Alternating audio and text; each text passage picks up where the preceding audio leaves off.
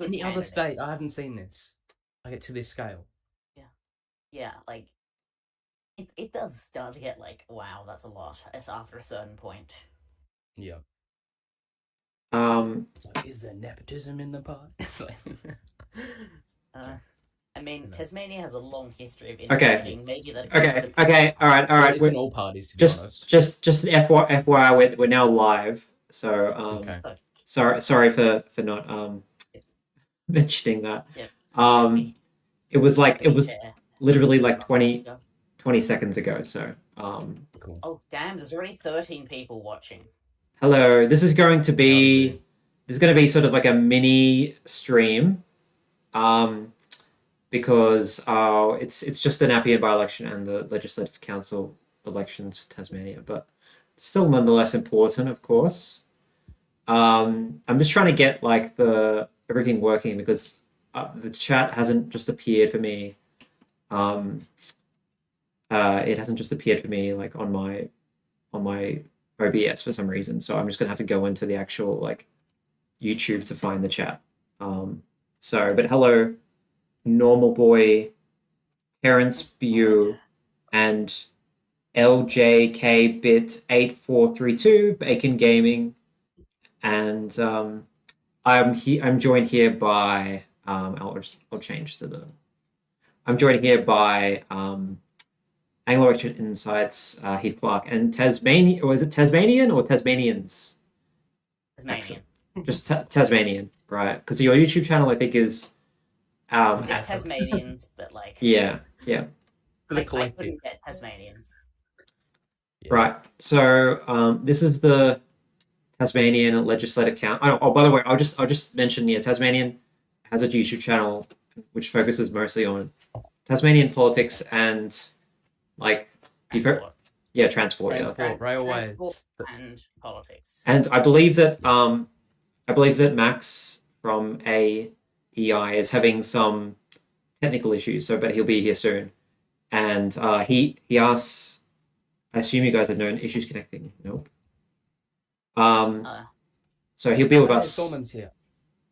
Oh, did Sorman join? Oh, Sorman's in the chat. Oh, okay. In the chat. Hi, Sorman. Yeah. I'm actually in Japan at the moment. But international stream. Well, last one was too. I was in Canada. I think Sorman everywhere. Yeah, I think Sorman was also in Japan recently, but I don't know if he still is. But this is the Legislative Council. It's got 15 members, and the ones up for election this time is one of these independents down here, one of these crossbench independents, and then a Liberal. So the Liberal is called Joe Palmer. That's from the seat of Rosevears, which is like up here. It's like Rosevears. I apologize. Rosevears. And fun. I used to call it Rosevears. So it's basically up the is it called the Tamar Valley, or am I thinking of something else? Kanamaluka River Tamar Valley. It's the western side of it and part of urban Launceston. Mm-hmm. So it's got some part of Launceston here, Prospect, Glenduhu, West Launceston. Sorry, and Summerhill, and then it crosses this river here. This is it's called the Duck Reach Trail. Looks like. That's the I think that's that's the south-esque. Right. And then it's got all of this area up here, all the way goes up to the other side of Georgetown across the Tamar River, including Kelso, Clarence Point. And this is like, I think you said, Tasmanian, that this is sort of like traditionally a conservative seat, but it's gone very left recently. Right. Yeah. And all of the candidates, these aren't all the candidates here, but I think, but like all the candidates are pretty much progressive. They're all social progressives. Okay. Yeah, even the economically there's a 50-50 split, but they're all socially progressives. Mm-hmm. Which is common in Tassie as well. We got a couple of people monitoring this election. We've got Kevin Bottom. He's a Tasmanian psephologist. and he's obviously keeping a close eye on this election because he's obsessed with Tasmanian politics. Who's Yep. who's more obsessed with Tasmanian politics, Kevin Bonham or you, Tasmanian? What do you think? Or me. Or you? Actually, you're both also from Tasmania. I completely forgot. I'm sorry. I mean, you live in Sydney at the I will moment. never forgive you. I will never forgive you. You live in Sydney at the moment, but you are a Tasmanian. Sorry. Yeah. I am probably more addicted to it, but I cover it less online. So Yeah. Okay. So I actually, Yeah, also the same. I can say that I have lived in Tasmania. I lived in Launceston for, Stacked panel much, eh? yeah, I lived in Launceston for like a year, basically. So I am somewhat familiar with Tasmania, but I never went to Hobart. So I pretty much just stayed in Launceston. So as you that's do. like how us Launcestonians work. You'd never go south. Yeah, I never. We're basically two separate states. Yeah. It's an autonomous zone. Yeah.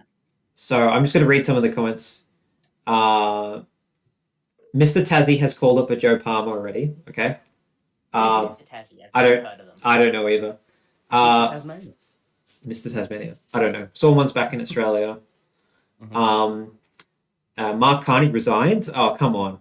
No, they didn't. I saw that and I fact checked. They did not. I'm not going to look that up. They not resigned. I'm not going to look that up. And then, I'm from Sheffield, says Ray Johnson. Is that part of Tasmania? I don't know if there's a. If it's the Sheffield in Tasmania, that's not in Rosevears. That's up in Montgomery in the northwest. Yeah. Okay. Oh, I would talk about Tasmanian redistricting while waiting for results, but I don't know. I think I'll introduce more of these electorates first before I do that. So. Yeah. Yeah. What were you going to say? Sorry. Well, just a point on the Legislative Council. The map is superbly messed up. When you look at it, some of the electorates are as much as 20% off quota. So Okay. Oh, Interesting. no. Rosevears and Huon are both about 5% off quota, which isn't too bad. As in they're too big or they're too small? Rosevears is about 6% above quota, and Huon's Yeah. about 5% under quota, I think. I see. Okay. That's pretty fair though, to be honest. Like if it's within that range, it's acceptable. Whenever I do, like, using Redistribution.com, which is a great website, whenever I map the Legislative Council, I try to get them within 3.5%, which I consider a good number. Mhm. Yep. Is The it council is messed up. isn't the current idea for the lower house has Bass 3.9% outside quota or something? There's No, I believe they're all within 2.5. The current, so Bass is at 1.85 above. They're all, the most off quota is Clark at minus 2.44. All the others are within 1.5. No, I mean the ones that are okay, I'm gonna go to it because we've gone to the current topic. ones are the current ones are Clark and See, look. Lions are both well off. Look, 3.92% Bass is the planned. It's above quota, above 3.5%. So, I mean, I feel like that's sort of a bit of an issue. Like if you're, but whatever, Where are we getting the Yeah, results from? If you Uh look at the me see. Lexo, they're really bad. I think. I can't find an Elwick active in place. Hobart's North is down 15 points. okay, I will take a look at this. Hang on. Yeah. Where is it anyway? There's a separate page for Legislative Council ones. Nick in Well the asked why is redistribution. no One Nation in the mix. They failed to register as a party in time, How? so they can't run party candidates. Oh, Tasmania State 2027. Is this it? No, Yeah, it's not. that's the one. Oh yeah, cool. State 2027 is. Oh, okay. Yeah. So. Yeah.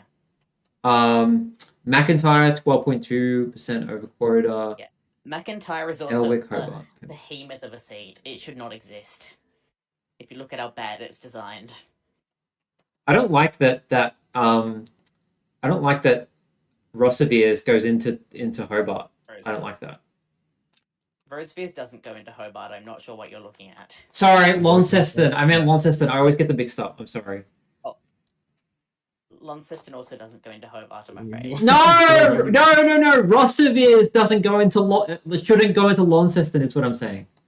It's I tried looking at that. The problem Yeah. is geographically there is no other way to do it. Yeah. You'd have to make Rosevears take like the entire Meander Valley for it to compensate, Literally. and that's less of a Oh dear. less like continuity. Launceston gets and very also you'd big watch when out for like stacking the electorate to be like a full-on like rural conservative seat. Yeah. Oh, that's and then fine. Mixing the like That's fine. hyper progressive Trevelyan with like Mm. actually the Meander Valley is still it's the most green regional area in the state besides the Huon Valley, which is being covered tonight. Interesting. So So it might stack it more left. No, because even by like it's still more right wing than the suburbs in Launceston. Yeah. So. Would be so. I think the Greens might have actually topped a booth in the Meander Valley at the state election. What's the Devonport seat called? Mersey. Okay. It's also kind of messed up by its size. They're all messed up. Just I think the only one that's currently in a decent state is Derwent, but yeah. But that's massive. It's like weird. It goes like in the and then goes all like way. It's like Bridgewater and Gatebrook and Claremont and also the Central Highlands. Yeah. But the only way to really fix Elwick though means changing Derwent significantly, so it's not really that much better. So there are no decent seats in this thing. And then what's the yellow one called?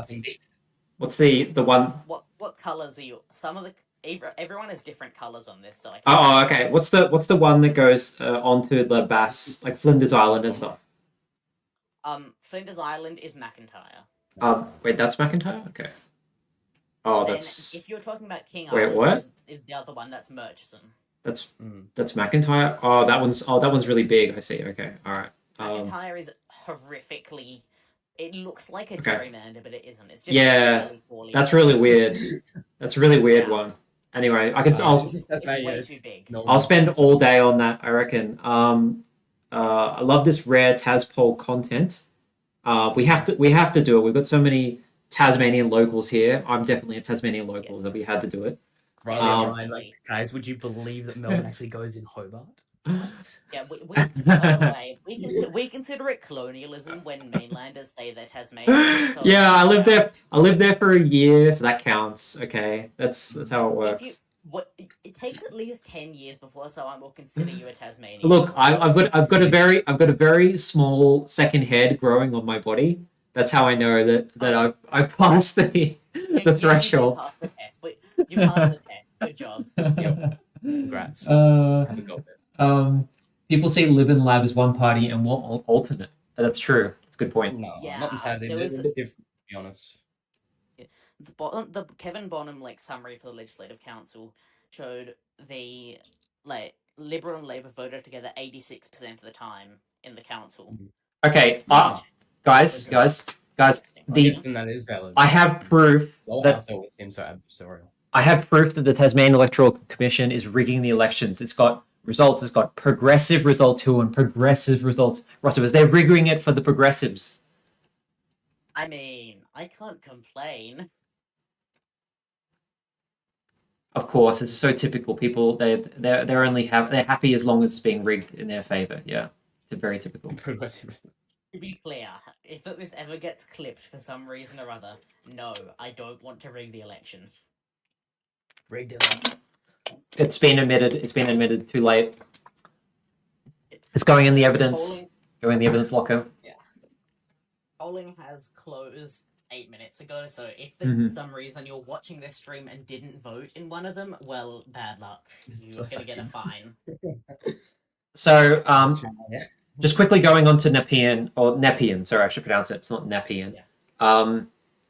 Basically, what we're looking at here is how well One Nation does. It's going to be kind of interesting because this is the first Victorian test for One Nation. Obviously, there's a state election coming up later this year. So we're curious to see if One Nation is going to do as well as they were doing in the South Australian election. We've also got, I've just realised we've got a party called End Mass Immigration here as well. I think that's the old Companions and Pets party that rebranded, if I'm not mistaken. They rebranded again. I thought they rebranded to. There's so many that rebrand those It's hard to. It's probably a different one, but I don't. It's one of them. Because I know that I thought. Yeah, it was Companions and Pets. It's also called Reform Australia. Yeah. What? That's what I'm saying. Yeah. That's what I'm saying. I thought like one news story and then just like went into irrelevance. I heard that they were changing their name to the Liberal Democrats, and then now It wait. already did that. So are they the Reform Party or the End Mass Immigration Party? Which one? End Mass Immigration - Reform Australia. Oh, okay, I see. Okay, that makes sense. Yeah, okay. I'm gonna say Australia does that so much, just copying like other like politics from other countries, and like no one supports them at the end of the day. It's like why are we all talking about Mark Carney?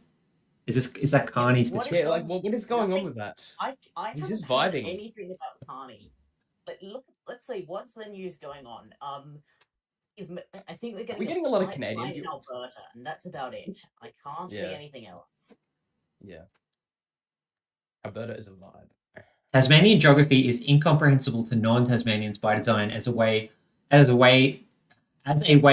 the average IQs of the other states is a deeply hideous scheme by Tasmania. I don't understand what. I think you don't understand it because our scheme is working. That's why.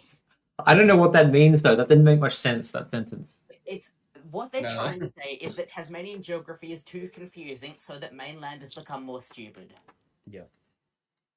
Okay. And it's work. All right. So while we wait, I'm just gonna fiddle around with this redistribution thing because I can. So.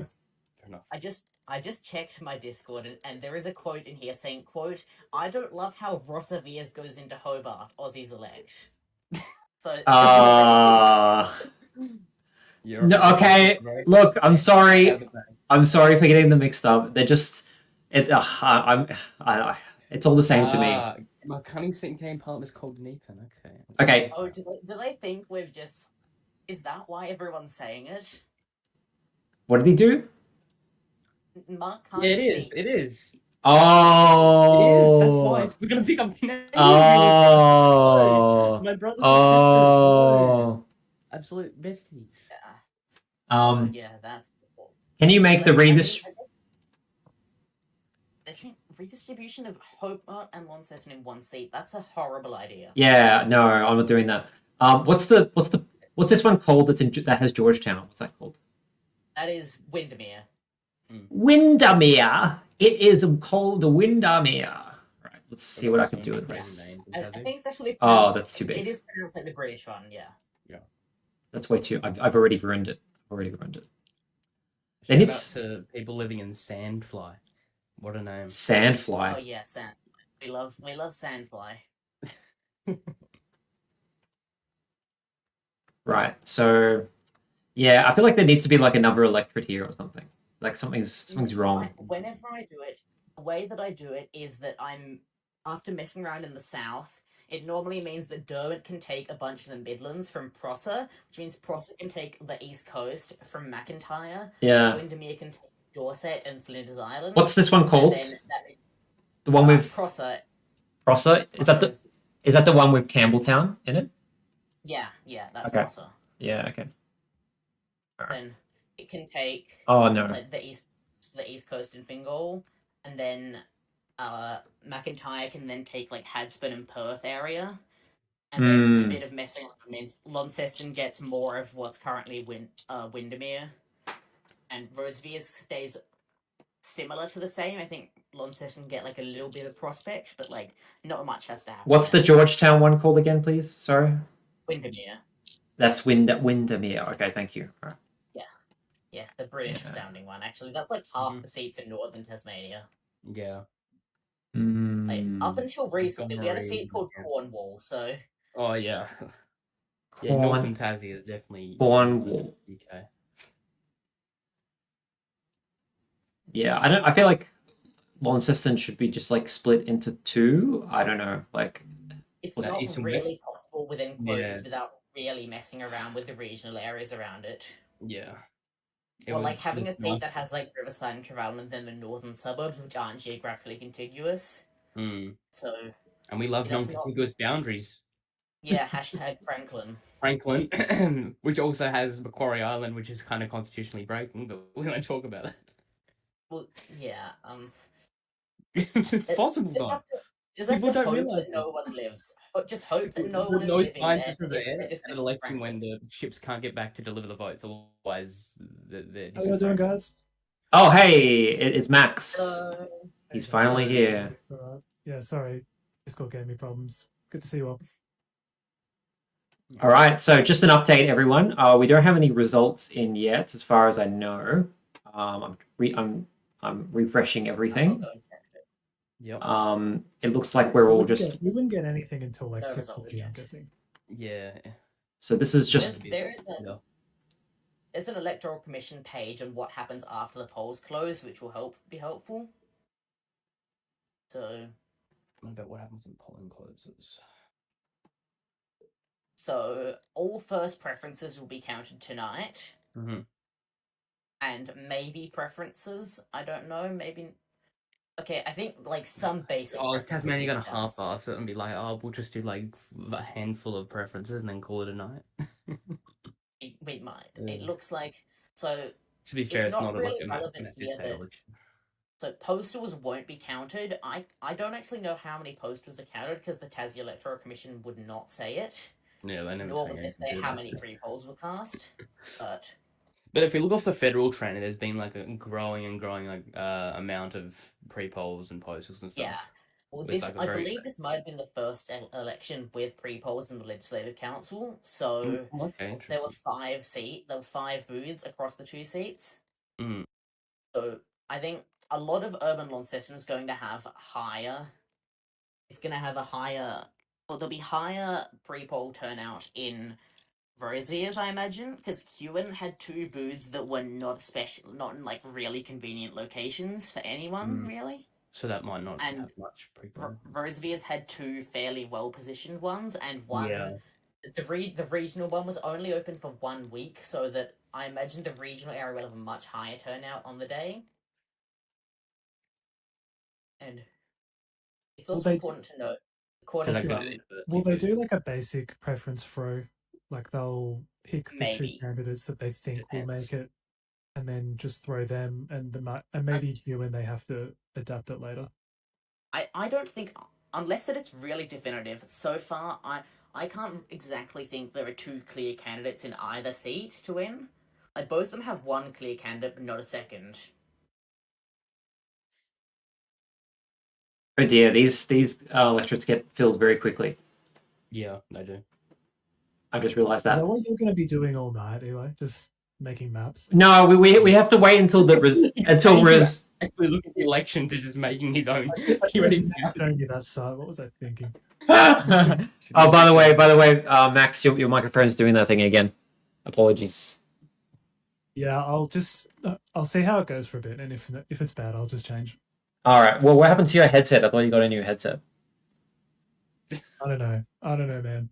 Wait, it just doesn't work, or like whenever you use it, doesn't connect with these audio issues. I feel like just Discord just was giving me problems tonight. Right. Okay, I see. We can fix the Franklin issue if we make one really long bridge. Yeah. No, but we wouldn't be able to build it because it'd be, Greens would be upset that we heard a little. Actually, what we should do is, I've got a great idea. We make a tunnel from Huonville all the way up to New Norfolk. What do you guys think? We could build 3 stadiums with that tunnel funding.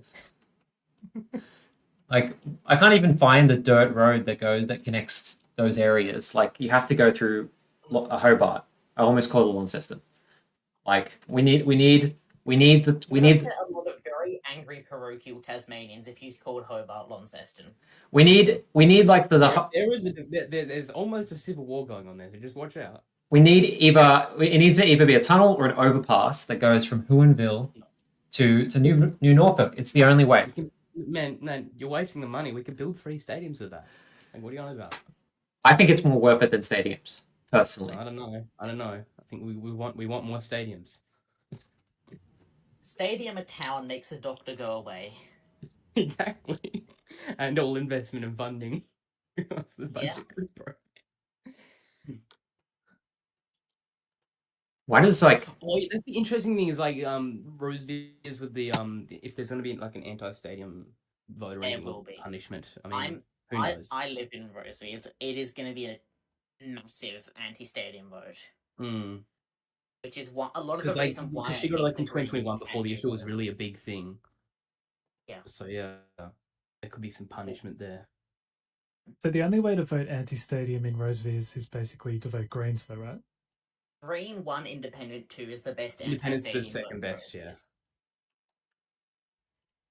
The I Independent mean, does doesn't the really Independent have an have a anti-stadium stance? I mean, it doesn't really They matter. don't have a Past. stance on it, or at least not a Okay. public one. Yeah, well, that probably means they're going to support eventually. No, Who knows? I There was a like lot of Nepean. turncoats in the ledge code that got it through last minute. That was cooked. Yeah. That was very suspicious. Let's see if there's any. Oh, I was there's going to ask. update in the chat. According per Casey Briggs, they are counting preferences between the Liberal and the Independent in Nepean, Oh, okay. which is Interesting. that's Not One interesting. Nation. Do they Hadn't really even think One considered. Nation are doing that poorly? I don't. Well, I'm not expecting them to. No, they should perform all right. I think expect them to would it be because they're supposed to use like historical precedent where possible. Yeah, so it might be true. that. And then they might flip it over if they feel like the preferences are gone a bit crazy. Is there a historical precedent for an independent in Nepean, though? In Flinders, overlapping. Big precedent, yeah. Yeah, it happens a bit nowadays with independence. At least for the last decade and a half. Yeah. Okay, so who's going to win? Who won, guys? Tell me who's going to win. It's going to be. Also, you're saying it wrong, and people on my Discord are flaming you for it as well. It is Hewen. Oh, okay. Well, if it's called Hewen, why is there not an E in it? Why is there an O? It's weird pronunciation stuff. Tasmania's It's got normal. What do you mean it's weird? It's like everyone knows it's called Hewen. Like it's always been like that. Don't question it. It is It's in Hewen. Tasmania. It's Hewen, and it's an awesome name. Yeah, there's no question. It's going to be a close race in Hewen. That's not a question. I think Goldright is. I'm pretty sure that's how you pronounce it. Goldright. It's not Gladright. Gladright. Glade. Yeah, there we are. Gladright. Thanks. She might. I think she's going to make it and win. She's the most clear opposition figure by now. I think clearly against the incumbent. Yeah. Yeah. Okay. And it would be good to test the Peter George / Climate 200 campaign because George has taken a few hits in the last since he got elected. He's not running a second term. And that was the shock. George has been really backing this campaign, so yeah, it'll be interesting to see how that branding holds up. So if you look at the state election result and you overlay where George did well, most of that in Franklin overlaps to Hewen. Yeah. So this is his prime ground. Yeah, this is his territory, so it would basically get a Peter George in the upper house if she wins. Yeah, like so. Yeah, it will definitely be interesting to see how that branding holds up. Yeah. Okay. Sorry, everyone. Rosevears, who's gonna win? Yep. Rosevears. Palmer should win easily. Palmer will win. There's a lot of variables. It'll be, but in theory, it'll be close. But in reality, there won't be much happening that will change that. Okay. Because it'll be close by the vote, but there's not going to be much that can stop her from winning. Okay. I think there's a lot of things we're not taking into account, so I'm not going to call anything. You guys can call some things, but I'm not going to call anyone. I'm really unsure about that. But then again, incumbency does play advantage. Yeah, and that website votes in like 45 votes. Yeah. In 2025, in Bass, which is also where Rosevears is, no one thought that Bridget Archer was going to lose. It was close, but no one thought she was going to think it was lose, and she lost in a landslide. So the incumbency and the big personal vote doesn't always go that well. Exactly. And once again, I've been talking about like her tenure over as education minister and how things have arguably got worse there. So and that's been in the news quite a bit the last few months. All the strikes and stuff. Yeah. So that could also hit into it because people don't necessarily just vote based on parties, but also individuals. Yeah. Especially on the early votes, because there was an agreement made with the teachers' unions like a couple of days before the election, but on early votes you may struggle because there was like still the active threat of strikes in education sectors at that time. Yeah. When I look at education in Tasmania, all the news is negative that I've pretty much seen. Yeah.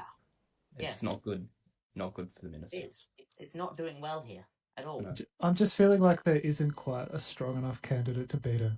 That's the problem. Yeah, that is the problem. That is the only thing stopping. But Jess has been arguing that the Labor candidates have been doing pretty well there with the door knocking and stuff. They've been doing pretty well. I think if they get favourable preferences, they can win because Palmer doesn't have a preference source. None of the other candidates are especially close to her politically, nor are they likely to send preferences her way, or the average person voting at least.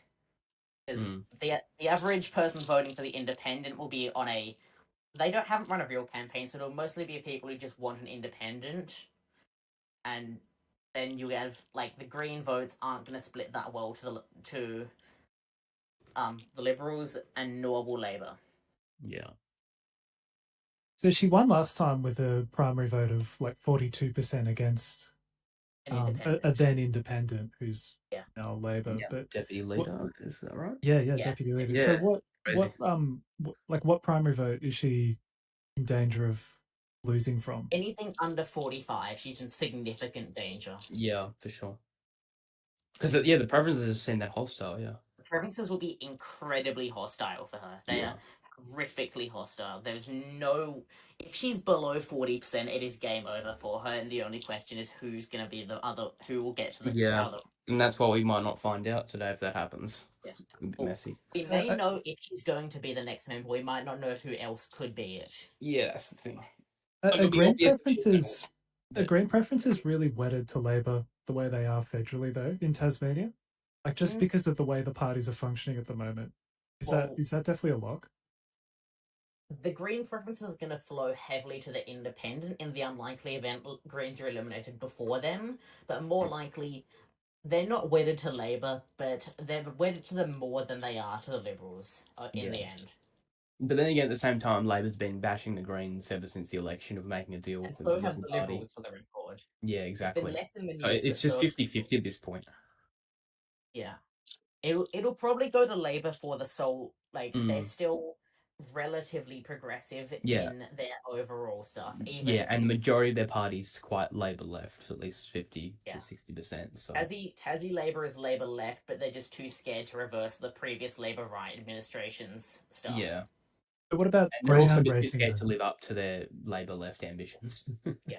But like, what are the like spectres hanging over this election is greyhound racing, right? Which the Liberals want to ban, and Labour actually wants to maintain. Yeah. So I'm wondering if I'm not sure I'm seeing a big preference flow from Green to Labour if that's the order of exclusion. I feel like I don't think it's going to be like a Perani 2014 type thing where the preference flow is really strong. I think it could be more like Harson. I think the Green vote, it still will be strong for Labour. But greyhound racing has been a very big political issue. It hasn't been much of an issue on the ground though. Also, there hasn't been much actually happening on the ground about greyhound racing. Also, this won't really determine a greyhound ban. Like, what does the makeup of the Legislative Council look like in terms of those supporting and against banning? I had a map up of it a while back. I can quickly try and find it, but in general, it is mostly split relatively even. Okay, so this kind of is an important election for that then. There's both candidates who are currently in the running are relatively supportive of it, so Palmer is tied to it by being a Liberal, and Labour's against banning. Yes, but it can only go backwards for greyhound racing here, although Incumbency, the current member, is conditionally supportive of banning it, but they could get a fully supportive one. All right, so this Tracy Hutchinson person, what's their deal? Are they teal? Teal. Okay, and are they like a Climate 200 teal? Have they got funding from Climate 200? No, she refused the funding. It's more community based. It's more local. Yeah, you get them as well. Like sort of like you get these community independent voices groups. So why didn't that teal from the Fed run in this seat? Do they not live in the area or something, or what? I would have to see. I have no idea. What's his name? Which one are you talking about? The one. Ben Smith, right? Yeah, that one. Yeah, why didn't he run? I don't know, maybe he was cooked after a big federal campaign. Maybe not interested in state politics for a 6-month term. Who knows? Yeah, that makes sense. Okay, fair enough. Yeah. Yeah, they might. I think they could run in the state election. I don't know if they're going to run just for a by-election that happens only this close. Yeah, I guess so. And I guess if they were to lose in the by-election, because the thing is, in a by-election, they're going to have much more party resources on them. But if they, in a state election, they can fly under the radar more if they are going to run. Well, if this Tracy Hutchinson person wins, then they won't bother. They'll just endorse them for the main. Did they endorse them though? Did they endorse them in the first place? I don't know. You guys tell me. I'm trying to find it.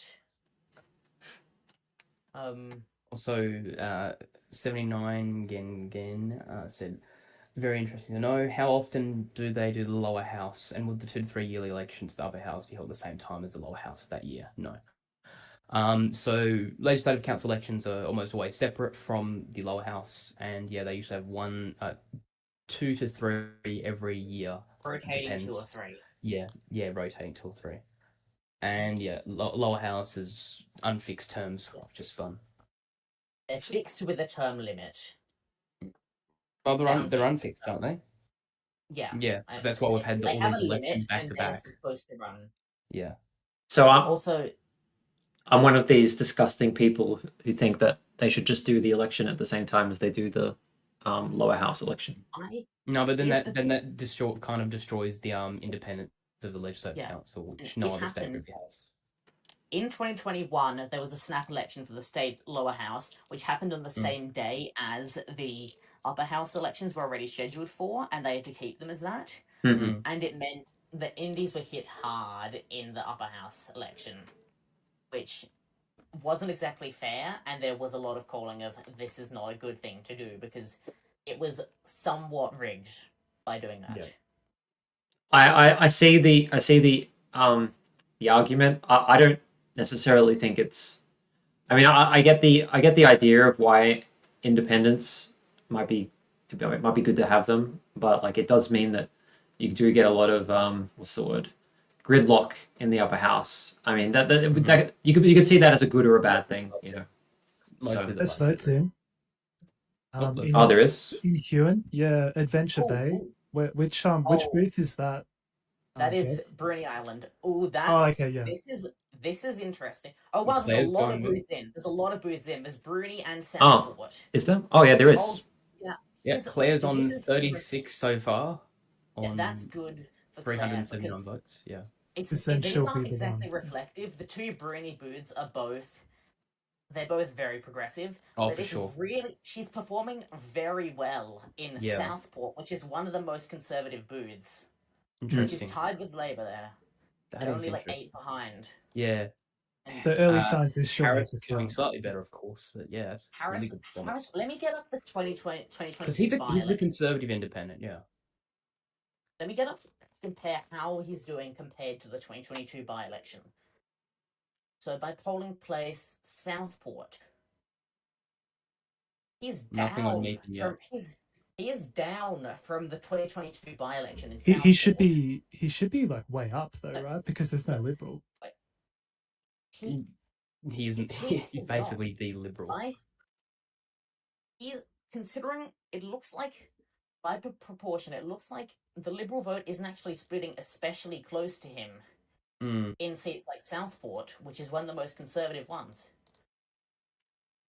Like, this could be bad for Harris. So this is early, not proportional. But who's insane? Claire's had a pretty good campaign. Who's the current member? Is it Harris Dean? Harris. Yeah, Harris. Yep. Conservative independent basically supports the government. They are second at the moment, but off these booths, they're behind by a wide margin behind Glade Right. Interesting. Like, yeah. This is good. Be different as bigger booths come in. This is a very good sign for Glade right now. Which other polling places are you hoping to get some results in for?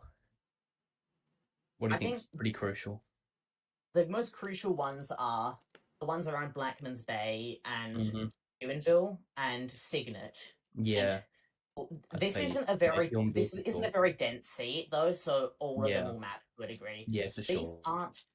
These are booths of all have higher vote shares than 2022. Mm-hmm. So, and North Bruni is a new booths from 2022, so I can't compare it. But both the other two have higher doing really well. Like both the other two have much higher turnout than 2022. Yeah. Is there anything else in Rosevears yet? Nothing in Rosevears yet. Nothing Interesting in to see. I guess maybe it's just how the booths are, but the Greens actually polling above Labor so far as well. Yeah, the Greens are doing well also, which I thought the Greens were going to be hammered by Glade Wright being in there, but no, they're performing like really well still. Yeah, they're on 16% on this.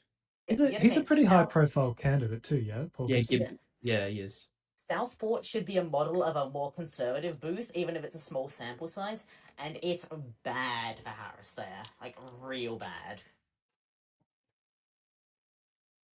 Like, yeah, Paul Gibson. The current vote share based off the percentages, Glade Wright's on 36, Harris is on 24, the Greens are on 16, and Labour are on 14, and the two Indies are both at about 12, about 4, sorry. 4 each, yeah. So pretty fair. If this holds, it's over for Harris, and it's way worse than anyone expected it. Yeah. And like I think I need to bring up the 2020 election, which was the last standard non-by-election in Huon, where this exact scenario happened with a Conservative incumbent who was hammered badly by progressives. So I think we need to take... Huon has a history of doing this. Yeah. Okay, so seat of sorts. Just quickly, someone in the comments, it hasn't updated on Anthony Green's blog yet, but the two-party preferred is changed for Nepean apparently, from Lib versus N to Lib versus ONP, according to somebody. Reloading the website. Claire was on Poll Butcher. He's got it that way as well. Oh, he does. Oh, okay. Right. Let me double refresh the page. Can you send some of the links in chat, please? So Claire was endorsed by Peter George, who polled strongly in that part of the Huon at the state election. Okay. Huon. All right. I'm sorry. Maybe I should just at this point. Maybe I think. Never mind. Go. I mean, obviously, it's pretty it's way too early to call, but it seems like the George brand is holding up. Yeah. This is what we saw on federal election night. This is what we saw at the state election night with George. We saw this massive high performance. And it held out throughout the night, so we've just got to wait to see if it's going to hold out. This is pretty much the same vote share as George had in this area. About 36% was about the same as what George had. Yeah. And what it suggests to me is that... Oh, you go. The Greens plus Glade Wright vote is over 50% right now, which says a lot. And if that holds, that is it.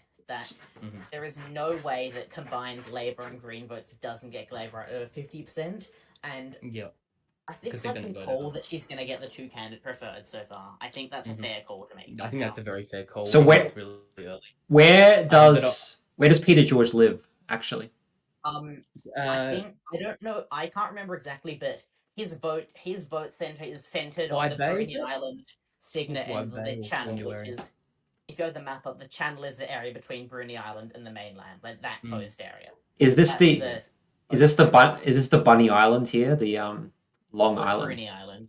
Is that Bruny Island? It's very low density, but it's got 3 booths, and they're some of the most progressive.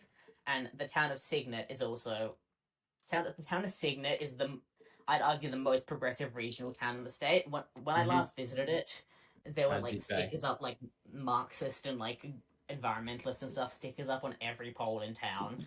So I just want to quickly say that Cygnet reminds me of like in like some like futuristic post-apocalyptic world. It's like this megapolis kind of place.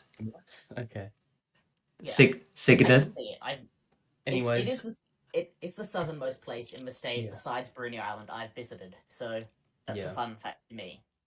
Yeah. Anyways, with these numbers, like I can see Claire winning getting the two candidate first. Sorry, it's a very fair call. It's interesting though, because it doesn't seem like the Libs, Labor, or any other groups have really,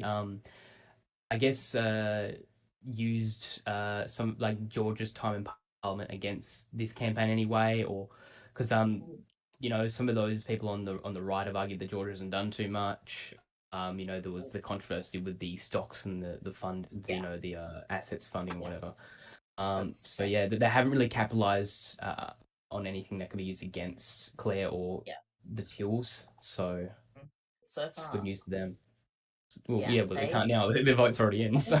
The reason why they can't is because Legislative Council has a really weird part of the Electoral Act, which makes it illegal to use a candidate's name or likeness in advertising materials. That's probably why. Council, which makes that's what's probably helping them a bit. Is possible, but is incredibly awkward and is often ineffective. Yeah. So it because I see it all the time in the lower house. Like you just not. You see it all the time in the lower house, but Legislative Council, it's like part of the independent, keeping the house independent stuff. Yeah. And this is really helping. This is really good for Teals, the upper house. It helps the Greens and Teals so much there because they don't get the scrutiny that others do. And okay, guys, we have results from Rosevears. Finally. Oh! This is my locals. Oh, that's. Prospect is in, and the house 42, Palmer. That's lower than expected. Yeah, so current 42, she could be struggling.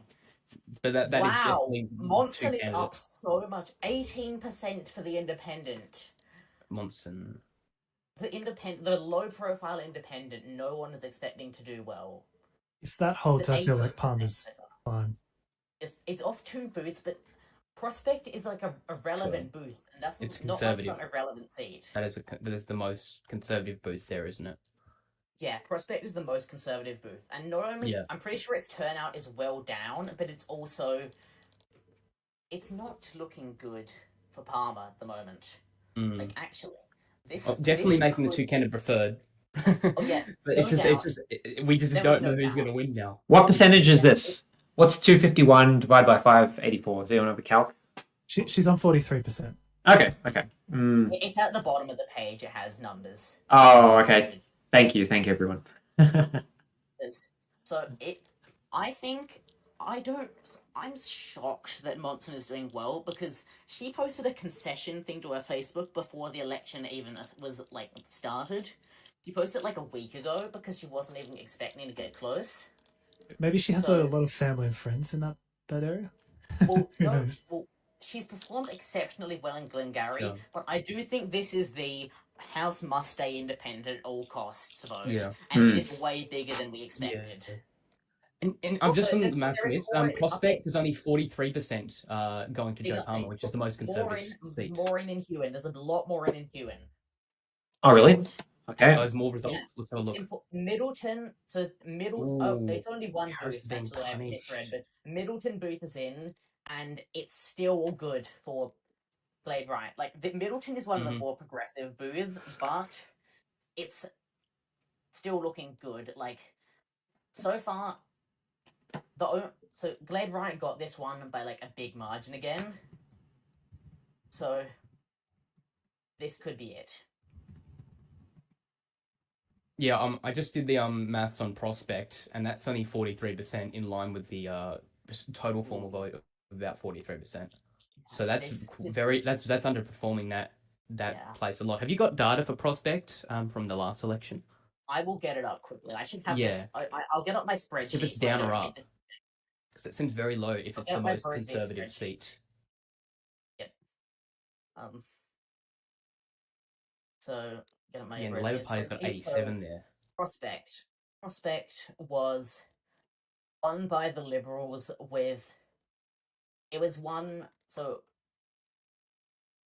it had 106 out of 259 votes in 2020 in Prospect. 106 out of 209. Yeah. Which was 50.7%. That's massively down. So that's like an 8% swing, basically. Yeah. So far it looks like, based off the current numbers, Palmer is only up about 1.5% overall, but that's not enough because she has far less friendly preference flows than last time. Yeah. last time there were a few semi-conservative independents to get off, but now there aren't. And there's Monson's vote is big, but it's also probably going to be the independent vote, and that's not going to favour. So what was Palmer's primary last election? And what did it end up being? It was the primary last time was 39.61%. Oh, okay, all right, okay. It is up, but she's underperforming in the safer, more conservative electorates by 8%. She's overperformed in Glengarry, which was not a booth last time, so I can't match it. Yeah. But that's an area that's one of the more conservative rural areas. So yeah, and that's kind of fair. In the state election, that was strongly a Liberal booth. So that But anyways, we've only got like 2 booths, so it's way too early to call any of this. But like but like the prospect booth is very interesting. Very interesting. Yeah, there's nothing to be calling. No. So where is that is a big sign though. Where is Glengarry? What part of the area is it? Glengarry is the inland Rosevears. The inland rural bit. Like it's not a big area. It's like it was in the state election, but not the last Legco one. So Glengarry's inland from Exeter. Oh, over here somewhere? Oh, here, yeah, I found it. Yeah, it does look. Yeah, it does. It's like I think the problem one of the more conservative areas. I just think the problem for Palmer's opponents is that no clear opponent has emerged yet. The vote totals are what 22, 16, 18. There's like if that holds, even if Palmer's vote drops like to 40 or even a bit below, there'd be enough leakage. I would have thought. Well, we haven't like these are only like really 2 conservative booths that have been reported. We still have no information on all these progressive and moderate booths because it's like if prospects down a lot, then there could be others that are down. Guys, I just realized something. What? Where I used to live in Launceston actually would be in this electorate. Yeah. Well, I currently live in this electorate, so yeah. Yeah, so if I was still living there, I could have voted today. Also, something on my Discord just pointed out: Middleton, Booth, and Hewen had a massive vote for the progressive independent Michael Rowan, which it's not an explainable thing, but Middleton had a big vote for them specifically. It wasn't matched in any other. Do they live there? Because that kind of makes sense if they do. Let me check that. I actually haven't. I haven't checked where the candidates live. So, no, they live in Birches Bay, which does not have a booth. Where is Glen Hewen, Jess? Glen Hewen is inland from Hewenville. Okay, so Harris has opened up a big primary lead on that booth.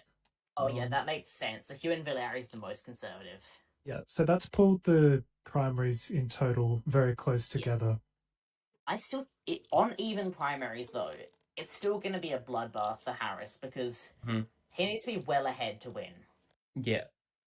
I mean, actually, it's caught up now. It's on 29 to 30%. Yeah. That's better than before. It was on 21. So I take it that Dean Harris is from Hewen?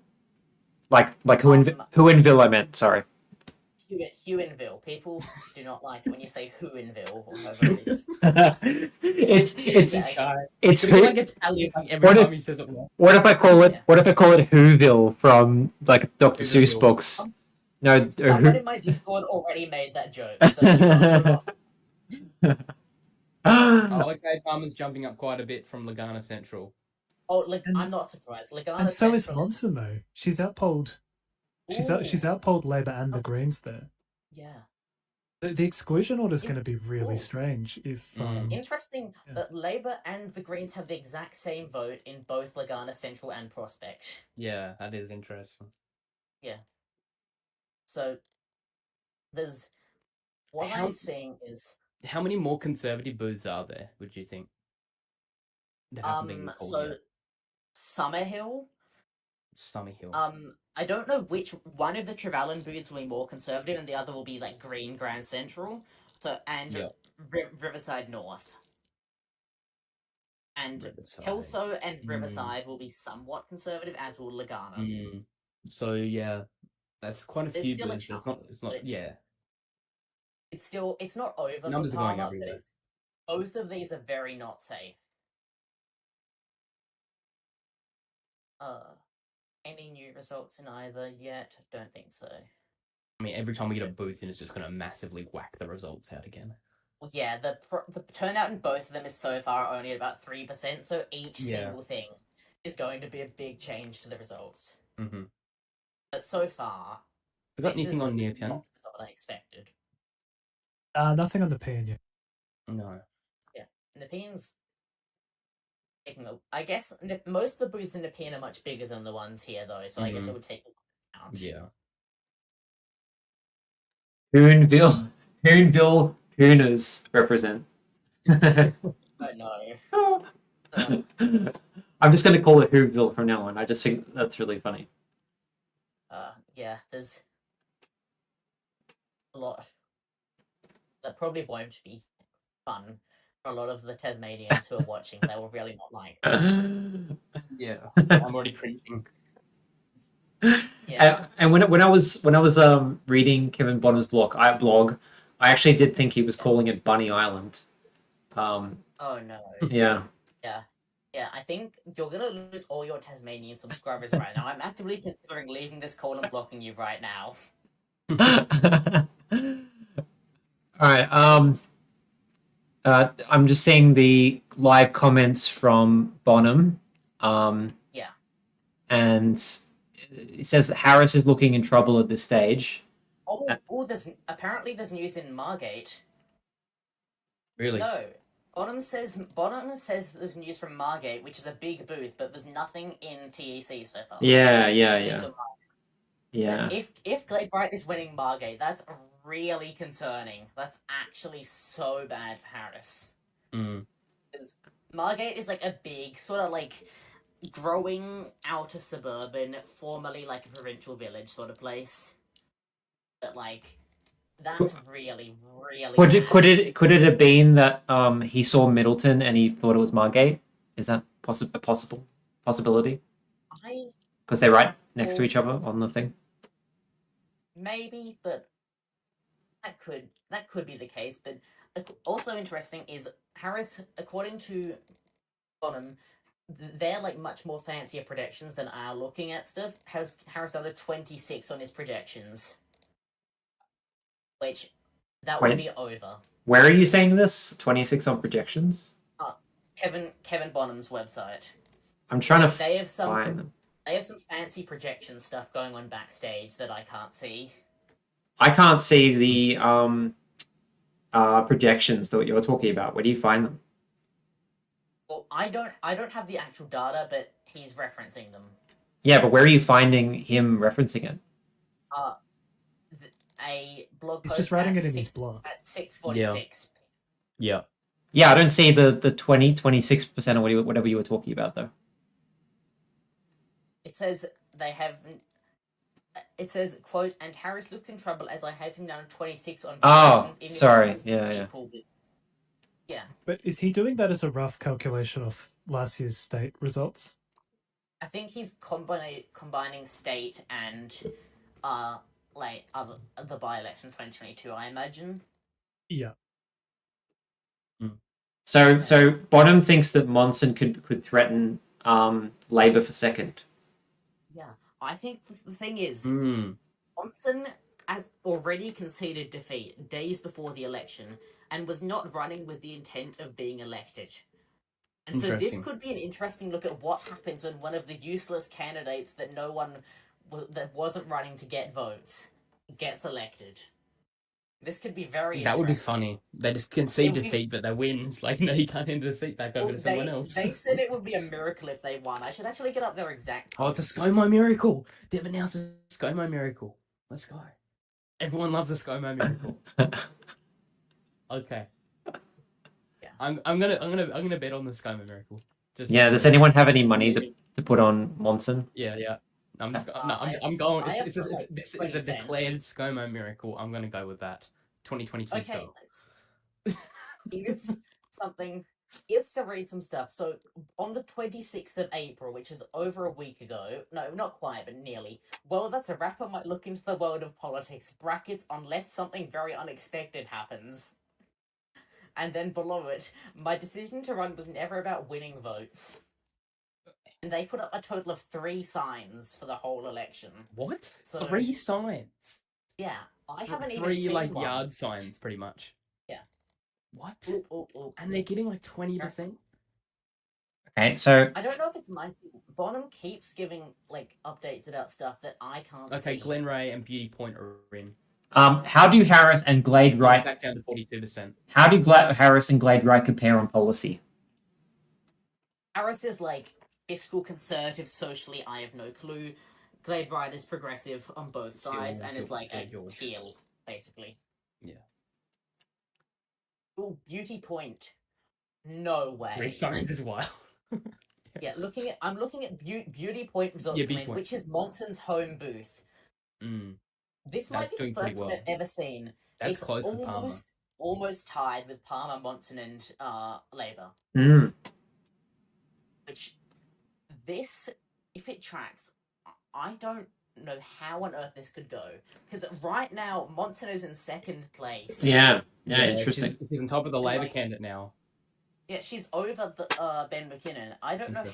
Labour's is pretty bad. Which way would Green preferences likely distribute? To Labour or to Monson? They would go to... They'd probably split fairly equally. Yeah. That's what I'm thinking. And then Labour to Monson with a bit to Libs potentially. Don't know how much though. Yeah. Anyways, what progressive booth are you going to be looking at for Rosevears? Rosevears, the most progressive booth is... I don't know which booth that is labelled as which, but either Trevalen or Trevalen Central, one of those is the progressive booth. One of them, okay. Yeah, So I don't know which one they're labelled That's a pretty bad sign. Hopefully we can get that booth in early. Yeah, I don't know which one they've labelled as which, because there was... Okay. But one of them is in West Riverside and the other is in Trevalen itself. Isn't there some kind of like booth close to public housing in this area? There isn't especially much public housing in this seat. Right. I'm probably thinking more of Eastern Launceston, I know. Yeah, the northern and eastern suburbs are the public housing. The progressive areas, I guess the most sort of like public housing sort of place is Beaconsfield, which is like a rural former mining town, which people remember from the Beaconsfield mine collapse and rescue. Yeah. Happened a while ago. Yeah. Ooh, there's more stuff in Huon. Alona came in, which was the 3rd Bruny Island booth, so all the Bruny Island booths are in. That was a Glade Wright top the booth Very strong again. Green, Glade Wright, yeah. Yeah, Greens they're holding up well. Like, some of these votes... They're on 14%. It's gone to Glade Wright, and then you've got Labour. A lot of... Glade Wright. According to Bonham, there are a bunch of updates, and like... Okay, yeah, we were right about Bonham having Margate and Middleton messed up, so they have fixed that. So Palmer's stuck on 42 because that's most of the Conservative booths called. There might be one or two more. Is there like one or two more? Riverside, Lagana, and Summerhill, and Riverside North. Yeah, and then so beyond got like that, 3 to 4 more then. Yeah, and they're pretty big booths though, so I'm not expecting they're not coming in instantly. Yeah, so we might still see that figure stuck on 42 to 45. Yeah, I think under 40 and she's 100% dead. Under 45 and there's a good risk of her falling. Yeah, and above it's almost declared. It's not certain if Monson is really good if she somehow ends up in 2 candidate. Sorry for everyone that my volume was higher than everyone else. I didn't realize that. I apologize. I've adjusted. Unforgivable. Yeah. I still feel like Palmer could win off a lower primary percent than you guys are saying. That is like the candidate split is way too even.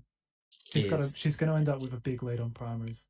Yeah, that's the problem. If Monson somehow makes the 2 candidate preferred, and we somehow see perhaps the least fit candidate you could possibly find to win an election, they can somehow scrape a win off that, and then it's like, what happens now? Yeah. Still got to get more of these booths in. We've got most of the Conservative ones in, and like one moderate progressive one. Yeah. So. Well, yeah, Beauty Point's the progressive booth. No, Beauty Point is a local Split? booth for Monson. Okay. Yeah, kind of progressive than Monson. Yeah. The most interesting thing for me will be West Launceston, because both major party candidates live in West Launceston, and the personal vote will be really interesting to see there. Interesting. So that'll be a really Might be interesting Palmer one to see. edging out on that one then. Yeah. Who knows? Well, yeah. Like, personal vote is an enormous thing in Legco, far Yeah, more it than is. anything else. It is. It is. So We've seen that with the Monson seat beauty point. Yeah, That's massive I compared to others. But also, like, I don't know how Monson is getting this vote, because who's voting Declared. for her? Sorry. Declared lost. Big news from Hewen. One of the Hewenville area booths has come in, Ranla, with a big lead for Harris, which is unsurprising. But the Greens are over Labour in this Conservative booth. And Blade Ride is still second by a big margin. It's massive. Is Wrangler, is that where Harris is? No, he's in like some rural area that doesn't have a booth. Yeah, okay. So the Hewenville area, Wrangler is like a sort of sub-town just north of Hewenville. Yeah, okay. Like the Wrangler, Hewenville, and Jeeveston will be the most conservative booths remaining. Yep. And booths like once we start to get booths like Signet in, that'll be interesting, because Signet is by far like that'll be a big one overall. Yeah, for sure. So far, it's looking to me like Labour are kind of the losers from tonight. So far. They've been smashed. Like, this doesn't look good. Labour are in Greens are doing really well. Like they're beating Labour in Hewen. Like Labour in fourth there, and that's current predictions are the Greens are losing in Rosevears, but we have yet to get in their actually good booths, so they're actually overperforming by my estimates. Yeah, they're still doing like. Once we get the good, like, inner sit, like, Trevelyan and West Launceston booths in, I expect the Greens will maybe end up at about 16 to 20% if it's optimistic for them. Yeah. And they'd take that, wouldn't they? Like, that's a decent hut. Yeah. Like, they only got 7% in 2020, so anything over that is good. That is a big. Then again, a lot of there was a strong independent in Janie Finnan. So Labour got smashed that night. In Rosevears in 2020, so anything is up for them.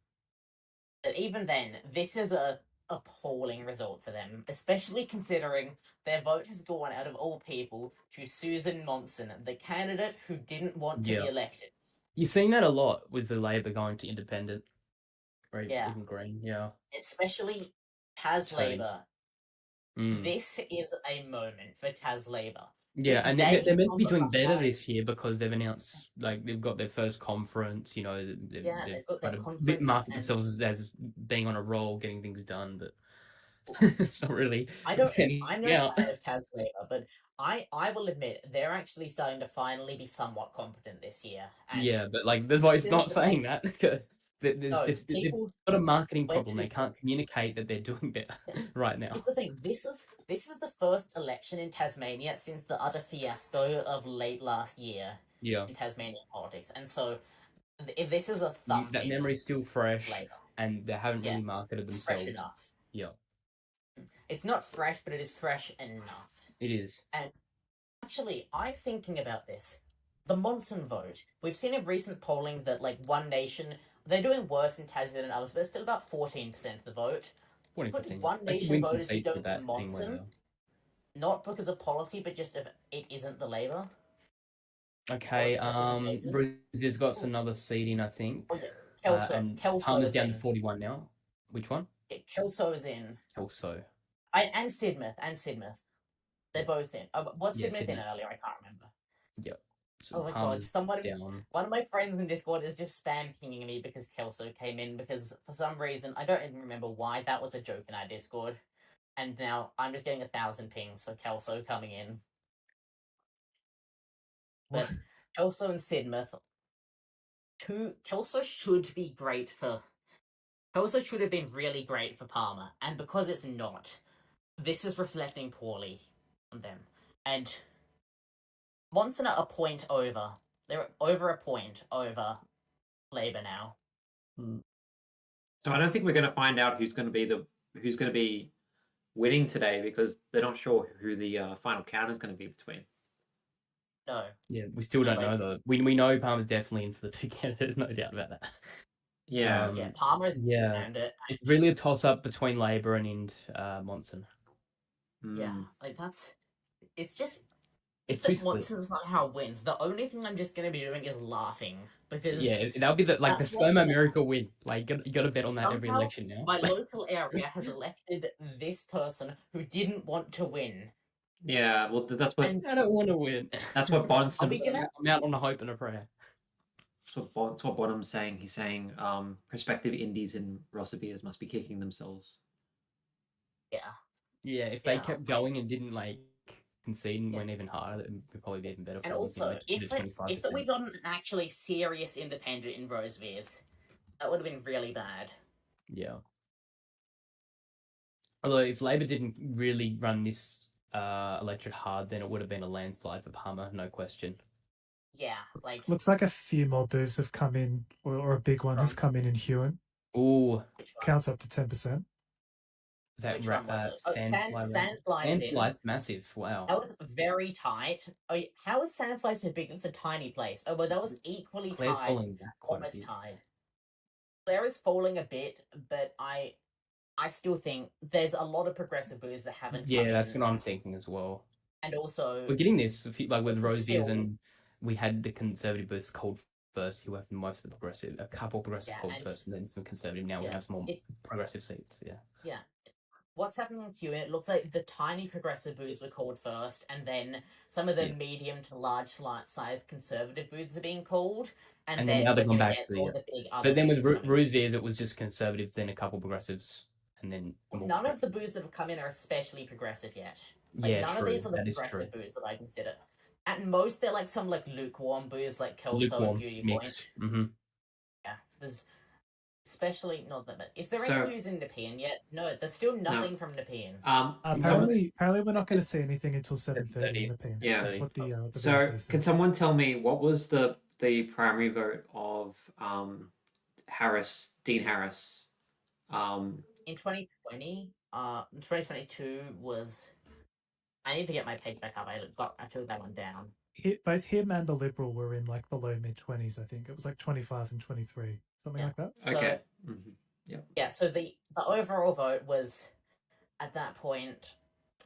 Well, Harris won 52-48 overall, but they got 23% in the primaries, but there was a Liberal candidate on 22%, and a weird local party, which most of you have never heard of, it was a failed it was so weird. The local party. I remember them. I'd always see them driving past and no one would help. Yeah. Yeah. He also had Aldo Antoli. He was pretty strong in the Ledge Club, but he got screwed over by some party mistakes and a text message scandal. And Antoli is now running as an independent for the mayor of Kingborough in October.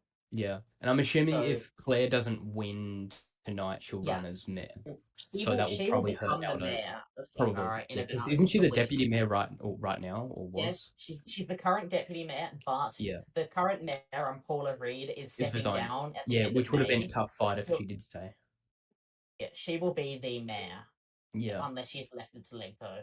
Which, either way, she's getting a good career change out of this. Yeah. So with Dean Harris and no Liberal in this seat, obviously, because that's 22 and 22 on the Hewan results in 2022. But he's only up right now at 32%. So the Conservative votes hit back quite a bit. It's fallen back. I think Glade Wright has taken a lot of vote. Yeah. I think most of the Liberal vote has gone to Harris, but a lot of the former Harris voters have gone to Glade Wright. Yeah. Or maybe there were a bunch of really moderate Liberals who are voting for Antoli despite being a national right person. Yeah, he is. He's almost like a Trump and Patriots candidate. Trevellyn has come in. Trevellyn Central. So which one did you guys think was more Trevelyan Central. Oh yeah, the green vote is up. That's massive. Trevelyan Central. Central. Palmer's on 38 now. Ooh, 39. Oh, she's under 40. That's a stroke. The Greens that's are pushed 20. Monson back to 4th as well. Greens, yeah. That must be the progressive seat, though. Probably recover. It's too hard to predict where Monson's vote is going to come from. So exactly, it's just everywhere. It's easy to predict where the others are going to come in, but it's impossible to tell where is Monson coming from. Because so far, what we've seen is that Monson vote has come from a couple of regional booths, especially Lagana, and Lagana and the regional areas, which are not especially Palmer's similar only won areas. 34% of Trevelyan Central. Yeah, that's not surprising. 30% for McLennan. Yeah. McLennan. They were the federal candidate for Bass in 2025. Yeah. And the second place. So that is helping. That is helping. Quite a bit more has come in. Another 6% of the enrollment has come in Huon as well. Huon, that's a lot. Okay, that's a lot. That's a lot of boots. That's a lot of boots. Well, what's Howden is. Oh, Glade Right wins Howden. I wasn't expecting that. That's like a conservative booth. Howden. Oh wow. Yeah. Howden, and she wins. And then you've still got to look at the Greens and Claire. I'm looking at Woodbridge. That's a massive Harris grouping. is in 4th in Woodbridge, which is a progressive seat, but that's especially bad for us. 4th place in Woodbridge. I mean, you got to consider if you combine Greens and Claire, that's basically outperforming Harris in most seats, most booths. Sorry. So the Green, I would expect the Green vote flow 75 plus. That's what I'm thinking. Right? So just basically chuck most of it in. Yeah. So I think. And then you got Labour, which might be a bit more split. Mm-hmm. There's. So Greens is 16. Judbury is also in. Unsurprisingly, that is a Boonville area booth. So that's plus the 27. So on 40%, Claire would be on 40% just from a 75% split on Greens right now. Yeah, and then you assume. I don't think Labour independents. I don't know about these independents. There must be some. They're both very progressive. Are they very progressive? Okay, then they're okay. They're just more tills, basically. Is the sort of figure you'd expect of a progressive Labour figure on the mainland, and Rowan is quasi green. Yeah, so I think with Huon it might come down to where those Labour preferences are going to split. Yeah, I think in the end Harris or more to Claire because it will be a close battle otherwise. Well, yeah, they're both independent, so it's not easy to predict because a lot of the votes actually will have come down. When it gets to that point, it'll often more come down to just vibes or just checking a box rather than actual policy. Yeah. Especially on major party voters. Mm-hmm. Because the people voting for Tasmanian Labour, is it offensive for me to say they're likely going to be lower information voters who think it's going the same as the Federal Party? Yeah. Real. Yeah, Tasmanians don't vote like that though. We saw that with the state election going off the vibes of the Labour landslide, and that just completely backfired. Ooh, I got a ping saying Nepean results are coming in. Ooh, is this true? Apparent. No. Okay, Nepean, there is some results. There is. It's Rye and Blairgowrie, so more the Liberal end of the electorate. The One Nation on 20%, but the Independent Hutchison on 24, the Liberals out ahead on 33.5. The Greens doing quite well too. Yeah, I would have thought that the Liberals should be polling near 50% in that sort of area, in a normal circumstance election. Can you give me the results list for that? I can't find it. Yeah, I can't find it either, but I just do all 0-0 on the Anthony Green website. Go on to Poll Bludger. Apparently, Poll Bludger, thank you. Oh yeah, I haven't had Poll Bludger up, so I should get that up. Yeah. Ooh, that's interesting. The Teal is in second.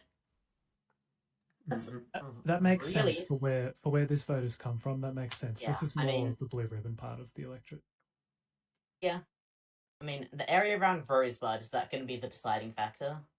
Yeah, that's where most of the enrollment Nation actually vote. lives. Yeah. Okay, I think another booth's come in for Rosevears. It's only a small increase on Rosevears. Palmer. Rosevears. Which one was it? I'm not sure, but Riverside North. Oh, yeah. interesting. Monson's in last place in there. I'm not surprised. This is like Riverside North is like ultra progressive. No, sorry, ultra conservative. So But yeah. like this is like liberal central. I think that's not. I'm not surprised. This is where there's so much vote for Palmer. Is it Is there weird? anything else Is it weird that the Greens are on 20% here? in Rosevears? No, I'm not surprised. No. That was sort of what I was projecting. Okay. Not with a Trevelyan booth in as well. Okay. Well, yeah, there's Trevelyan booth, which I think is going to be. I don't think that's going to be as progressive as the name implies, because the quote unquote Trevelyan booth is in the more West Riverside part, which is less progressive, but they called it Trevelyan for some reason. And I think I've actually labeled it something different on my map that I sent to you. Yeah, I labeled it as Trevelyan West. So on my map that I've sent to you, Trevelyan booth is labeled Trevelyan West, and Trevelyan Central is labeled Trevelyan. Liberals on 35. Yeah. 33. The Palmer is pretty much at the same result as 2020 in Rosevears. So the candidate split is not going to help. So this could potentially be a re-election. This could. It's. Then again, Palmer really got pretty much Palmer. identical vote from the 2014 election when they were running against Kerry Finch, except it was only them and another candidate, and they got. Kerry Finch got 60%. So it is possible, but at this but it point, is interesting. Basically, no gain for the Libs here, but no massive loss. Partly because this is probably not a strong enough candidate, and no, this was. I think we Oh wait, sorry. I was about to say something, but more results, including big results from Hewan, including Hewanville Booth, which was the big one. Ooh, Hewanville. Over 1,000 votes in from Hewanville. Ooh, not great Harris for Claire. ahead, pretty big for Harris, yeah. And Labour and Glebe Wright are tied there, and Greens are in fourth, but still with a big vote. And not great for Claire though. No, but also once again preferences. It's still. This was the most. This was the biggest conservative booth in the seat. Yeah, so it's all all uphill. Go down here now for him. Yeah. Yeah. The only other major conservative booths left are Geeveston and Dover, and then it's pretty much up. Actually, Blackman's Bay South is the booth here. A lot of vote just dropped in Rosevears. The other Trevelyan booth broke pretty hard. Back up again. Yeah. So yeah, more. Which one's coming? Riverside and Trevelyan. Yeah. So Trevelyan, yeah, that's a big Palmer massive win. Yeah, that's the Palmer. That's the Palmer win. Riverside, same. There's West Launceston. Grey booths. I think she's home, guys. Yeah. I don't think West Launceston's probably going to go pretty hard for Palmer as well. So that's that's home seat for both. 45, 43. West Riverside is weird because it's both a home seat for both Labour and the Liberals, and it's a green area. So it's weird. That's a really interesting booth once it comes in. There's also still Beaconsfield and Lagana and Summerhill. So Lagana and Summerhill will be somewhat conservative. Beaconsfield will be sort of like old guard Labour, and West Launceston is weird. I thought West Launceston would be pretty progressive. Yes, but it's also got both major party candidates are residents. Oh, I see. Which is what messes it up. Which is what splits it. Yeah. So I have a question for Max. Do you think One Nation are underperforming in Nepean, at least from... you said that the booths that we've gotten aren't strong places where you think One Nation would do well, so we have to wait for... I really don't know. The Blair Gowrie vote looks about right. They only got 16.5. That's an area that's really quite affluent. That's really getting toward Point Nepean. Rye is a little bit of a mix. for them to get 23%, that looks pretty good. But at this point, they're going to need to poll like into the 40s in the Rosebud area, probably to make up for that if they're going to win the seat. Liberals look good. I don't think they do that. Well, not good. One Like, Nation needs to poll above 35% to have any real chance, to be honest. Yeah. And they In most probably battles. need like libertarians in that Reform Party to do well too, which that's not happening. That's not happening. No. You're not getting Reform AU to get like 10% of the vote. No, it ain't happening, mate. No, so far they've got 4 votes, which is just sad. Like, I genuinely feel sad for their candidate because I did research on this candidate.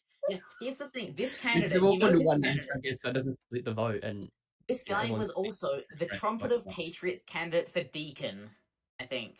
Also, very sad we don't have a Democratic Labour candidate. Oh, we could also like bring back like the Australian Democrats, just like party like it's the 90s. Party, but they got replaced by the Greens pretty much in the Senate. Is the DLP still exists? Yeah, DLP still exists as the Democrats. Yeah. What? But, news from Ewan, Craddock is in. They are still registered in Victoria. Craddock is in. That was Harris ahead, but yet again the Greens played right vote is above him as usual. Yeah, if you combine it's above, and then you've got. If you combine them, almost in most places, like Harris isn't getting the same vote share as. Yeah. Like, Armour is in a fight still, even though she's getting such good primaries. But Harris needs incredibly good preferences, and the only possible source for that is Labour. And I don't think that's going to go too well for him, even there. Yeah, I think it's over for him. I think Labour Riders won. I'm just splitting up all the other candidates, assuming and with these 2 independents, they're very progressive apparently. So I'm giving most of the votes there, and Gladbright's winning on a preference battle. With like a 75% Greens preference flow, about half Labour, which is optimistic, of course. And then like a majority, and like 75% on these independents. It's 52% on preferences. So I think Gladbright will win this. I don't think it's enough to call it, but I think it is. Is it fair to call? Do you think it's fair to call it as Harris has lost? Is that fair to call it? In a preference battle, I'm going to say it's very difficult for him to pull a win from this. You've got to see it. You've got to see a preference count, though. Yeah, that's the thing. From one booth, you have to see. Exactly, you have to. Will we even get preferences tonight, though? Not sure. That's the thing that sometimes they're 50-50, sometimes they do it, sometimes they don't. They're kind of bipolar on this. They just randomly decide. Can we just have a night like Nightcliff by-election where we get all the results in on the night? Or pretty much all of them. Wouldn't it? Yeah, that was annoying though. Like they had finished the pre-poll count, which was obviously going to change the result. Yeah, I was following it live, but not on stream. So. Nation's still on 22. Are there more booths in? I think there's more booths in Nepean. In Nepean, are there? Yeah. Yeah, Waterfall Gully is in. That's a Rosebud area. They are just barely in second. They're like 0.2 below the Liberals in Waterfall Gully. Huon results. Let's look. Also, shame Toby Thorpe isn't running for Huon this time. The Independents would have been a good choice. Too. Toby Thorpe would have been a good candidate. Way better than outperforming in Nepean. I wasn't expecting them to do that well. Like, in a general election, I wasn't expecting them to do that well in a by-election, where the main fight has always been considered as One Nation and Liberals. The projected... She was always gonna have, like, a good... hold on in terms of, like, the votes that couldn't go Labour. Like, she was always going to be a good option to park Labour votes with. If you look at the 2022 Huon by-election, it was a two-party for battle between Labour and Harris. Yeah. And so I'm just seeing that, like, if that holds up, then it's probably going to be a lot of preferences going to Gladbright. Yeah, I think 2022, the problem was it ended as Labour and Harris, and Yeah. there were two other candidates who were almost level with them. And Yeah, so well, yeah, that Liberal was really Green, yeah. There were the two other so the Liberals and the Greens were pretty much level with the people who made 2CP. And so if the exclusion order had changed by like even 100 votes, that could have completely changed the result of the election. So like if the exclusion order changed, I haven't looked at it exactly, but there could have been a way where, I don't know, the Liberals could have made the two candidate preferred over Harris as an example. I imagine that would have been hypothetically possible. And that was so close. And here we're seeing two clear people who are going to get the two candidate preferred by now. I can't see the Greens or Labour, especially Labour, making it into two candidate. So you mean in Huon? Yeah, Huon. It's gonna be Glade Wright and Harris in here, and I think Glade Wright has the edge in. I don't know. I don't know how he could win. Like, I've looked at the preferences from last election. I'm looking at now. I'm looking at I'm just estimating preference flows. It looks like it's going to be a 52% to Claire and Harris, just missing out by a couple bit. I'm looking at Rosevears again. It looks like, unfortunately, we're not likely to see the insane scenario of Monson in Parliament because she's slipped to 4. Too low. Now. And Palmer's only climbing up to 42 now, again. Yeah, he's in 4th. And that's we've got 1, 2, 3, 4 more booths to call, and then obviously the pre-polls and stuff, which is not the pre-polls are gonna. There are 3 pre-polls in Rosevears as well as postals, and I'm probably going to pay for the Libs, eh? I'm not sure. What do you think? They're actually not. They're not that decisive. What's the enrollment? 28,000. So how many? So we've had 8,000 total votes so far, with a handful of booths to go. So maybe 10,000 on the day votes. How many pre-polls do we think there'll be? I'm guessing pre-polls will be about 40%, and postals will be about 10%, and on the day about 50 maybe. Actually, no. Looking at Rosevears, that's probably less. It's probably more pre-poll in Rosevears and less in Huon. Yeah. I think Rosevears had a lot more pre-polls than it deserved. It had 3 booths, including one that was open only for a week, which is really weird. And then overall, I just think pre-polls will probably carry Palmer, I imagine. Mark? I mean that's always been the consensus in federal politics, is the pre-polls benefit the Conservative / coalition. Well, but has it historically played out that much in Tassie?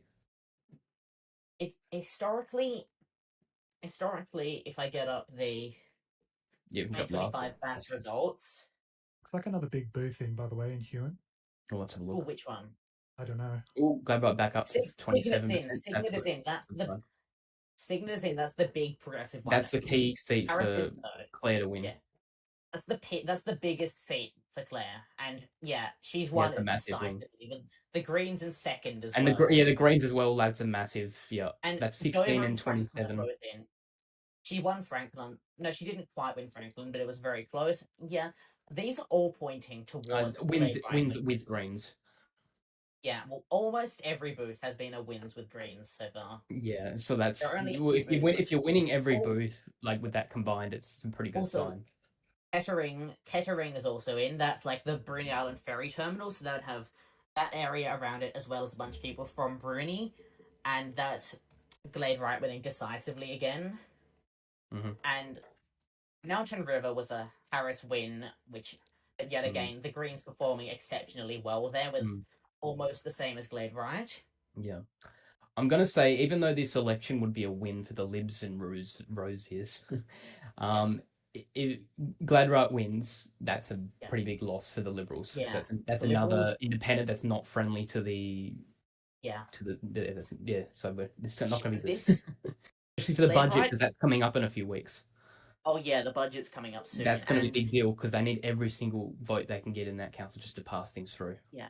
Well, Glade Wright is going to be, for those who know Meg Webb in Nelson, I think we're going to look at a similar count to Nelson in 2019, where there was like one candidate who is ahead, but like one conservative candidate who was ahead, but like Yep. 5 progressive candidates below them that all Yep. like preference stacked until they passed them.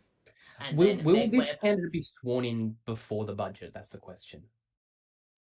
I don't know, but at any rate, Harris will have been sworn out by that time. So Yeah.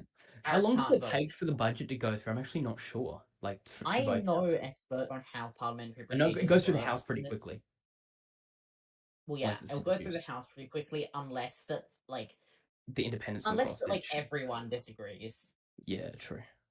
There is a chance. It'll be so funny. There is a chance that this brings us to another early election if we get the budget blocked again. Yeah. And like, Well, I another think election. at that point, if Tasmanians go to like, I don't even know how many election. Like, when was the last on-time election? Was it 2014?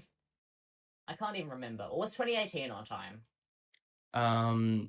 I think it was 2018. I get the actual Yeah. timeline of the Australian election. That's still bad. Like 8 years since an on-time election.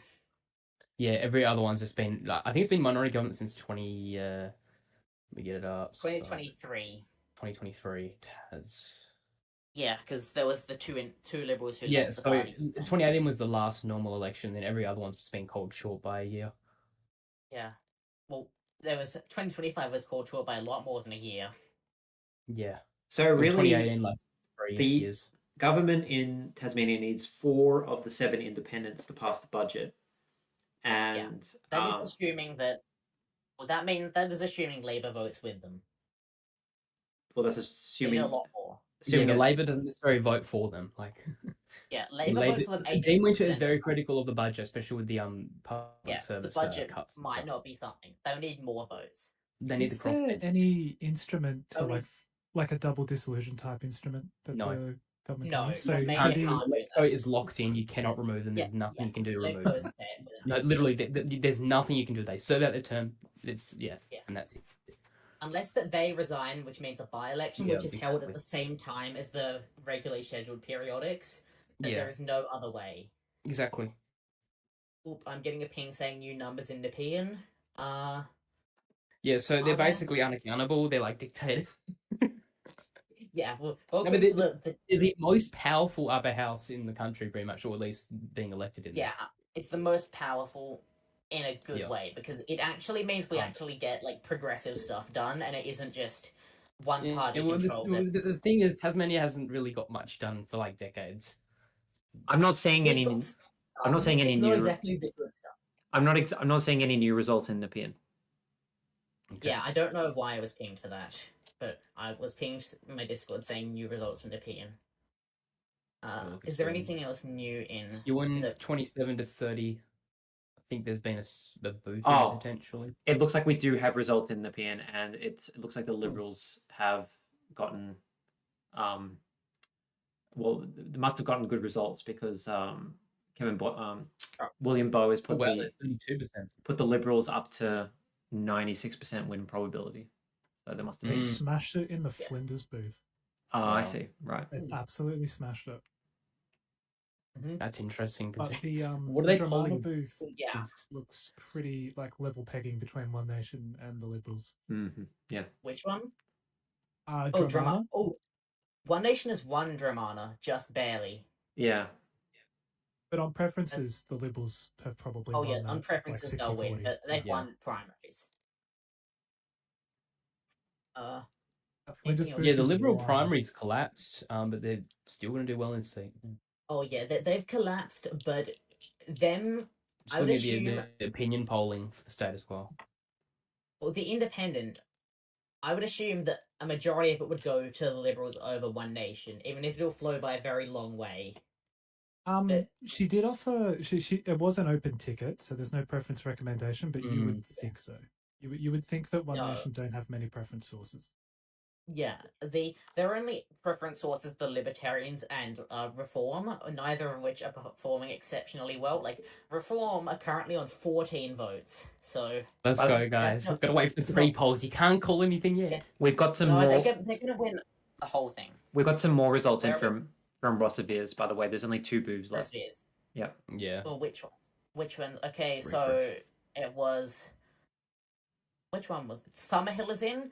Hmm? Oh my There's a god. pre-poll. Labour won Summerhill in a landslide. That's one of the most. Oh wait, no, I'm misreading. I'm very sorry. Sorry to everyone who saw that. No, I It's missed still the very Palmer number. competitive in Summerhill. It's very competitive. That's not expected. But Monson is down to 15%. Yeah. So I don't think we're seeing she's collapsed. the great Monson That Empire. concession hurt.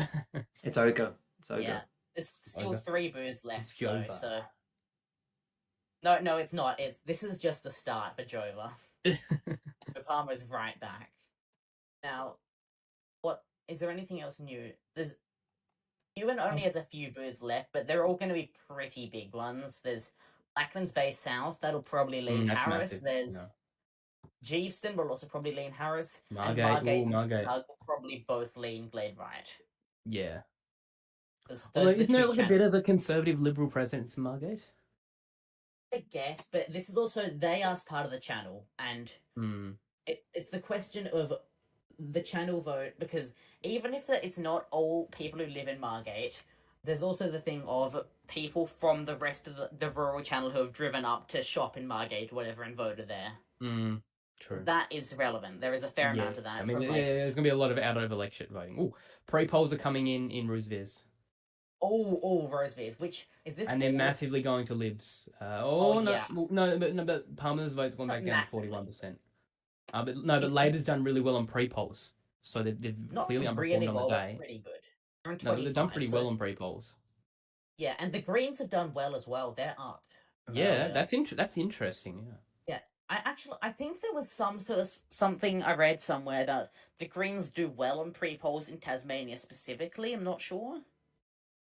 But I don't know specifically what it is. I think it's maybe it's because the Launceston inner area, there is a pre-poll booth that was in walking distance of a lot of the Green voting inner suburbs, like Trevally West, which could have played a role. So if Rosevears has got pre-polls, I want to see something for Ewan. Ewan had less they've done it there. But they've surely got to do something here. Well, yeah, I'm imagining if they've counted one, they've got to count the other. Like, come on, the Electoral Commission just doesn't do one or the other. Also, I'd like to point out in Rosevears there should be 2 more pre-poll booths to come in. I don't know which one this was yet, but it was one of them. Yeah. So there should be 2 more. Looks like we're not going to get told on the site which pre-poll sites are which. They're just going to dump votes in there. That's the point. Just from outer space, just somewhere. Considering the about 2k votes, I would estimate that's most likely Riverside pre-poll, because it's like sort of it was open the whole time, but it like wasn't a particularly relevant one. It was like bad location, not many people live nearby. It was only really accessible when you were driving from the West Tamar inwards, because the highway there splits to go one direction each way, and it's only on the inbound way to Launceston. So it wasn't a particularly well-placed location. If Launceston pre-poll will be the big one, will it actually count as pre-poll out of division, because it's technically not in the seat. Because it's a Rosevears only, but the pre-poll it's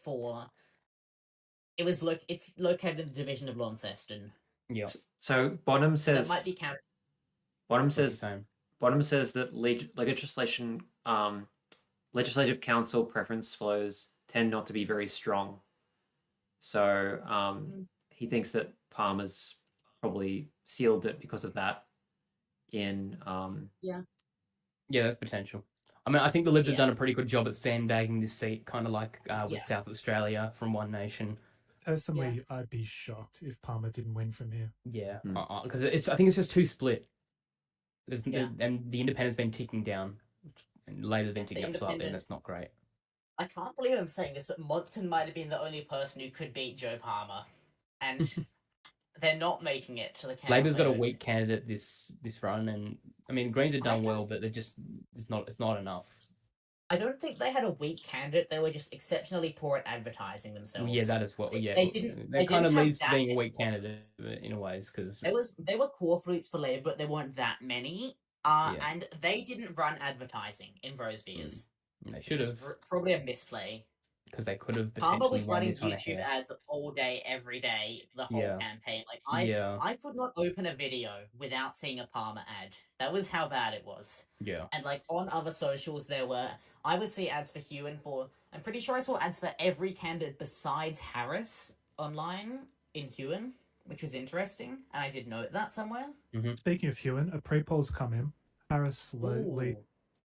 How big is it? Yeah, that's a big pre-poll. 2K. Okay, that's probably it could be either Huntingfield or Hewenville, but I'm not surprised that's a big Harris lead. But it hasn't done much of a dent overall. No, it's really. Interestingly, slightly kicked down Claire's vote. Interestingly, it's pushed Labour ahead of the Greens. That one. Just oh yeah. Interesting. I don't. Could exclusion order stuff change this? It's still shocking compared to Toby Thorpe's 25%, where he was in top. I don't think exclusion order is going to matter. I would have thought Glade Wright gets more Green preferences than Labour. Yeah. True, but I don't. Well, that's what's happened with the George, even though George basically won outright. A lot of the climate change vote went to Greens in Franklin. Yeah.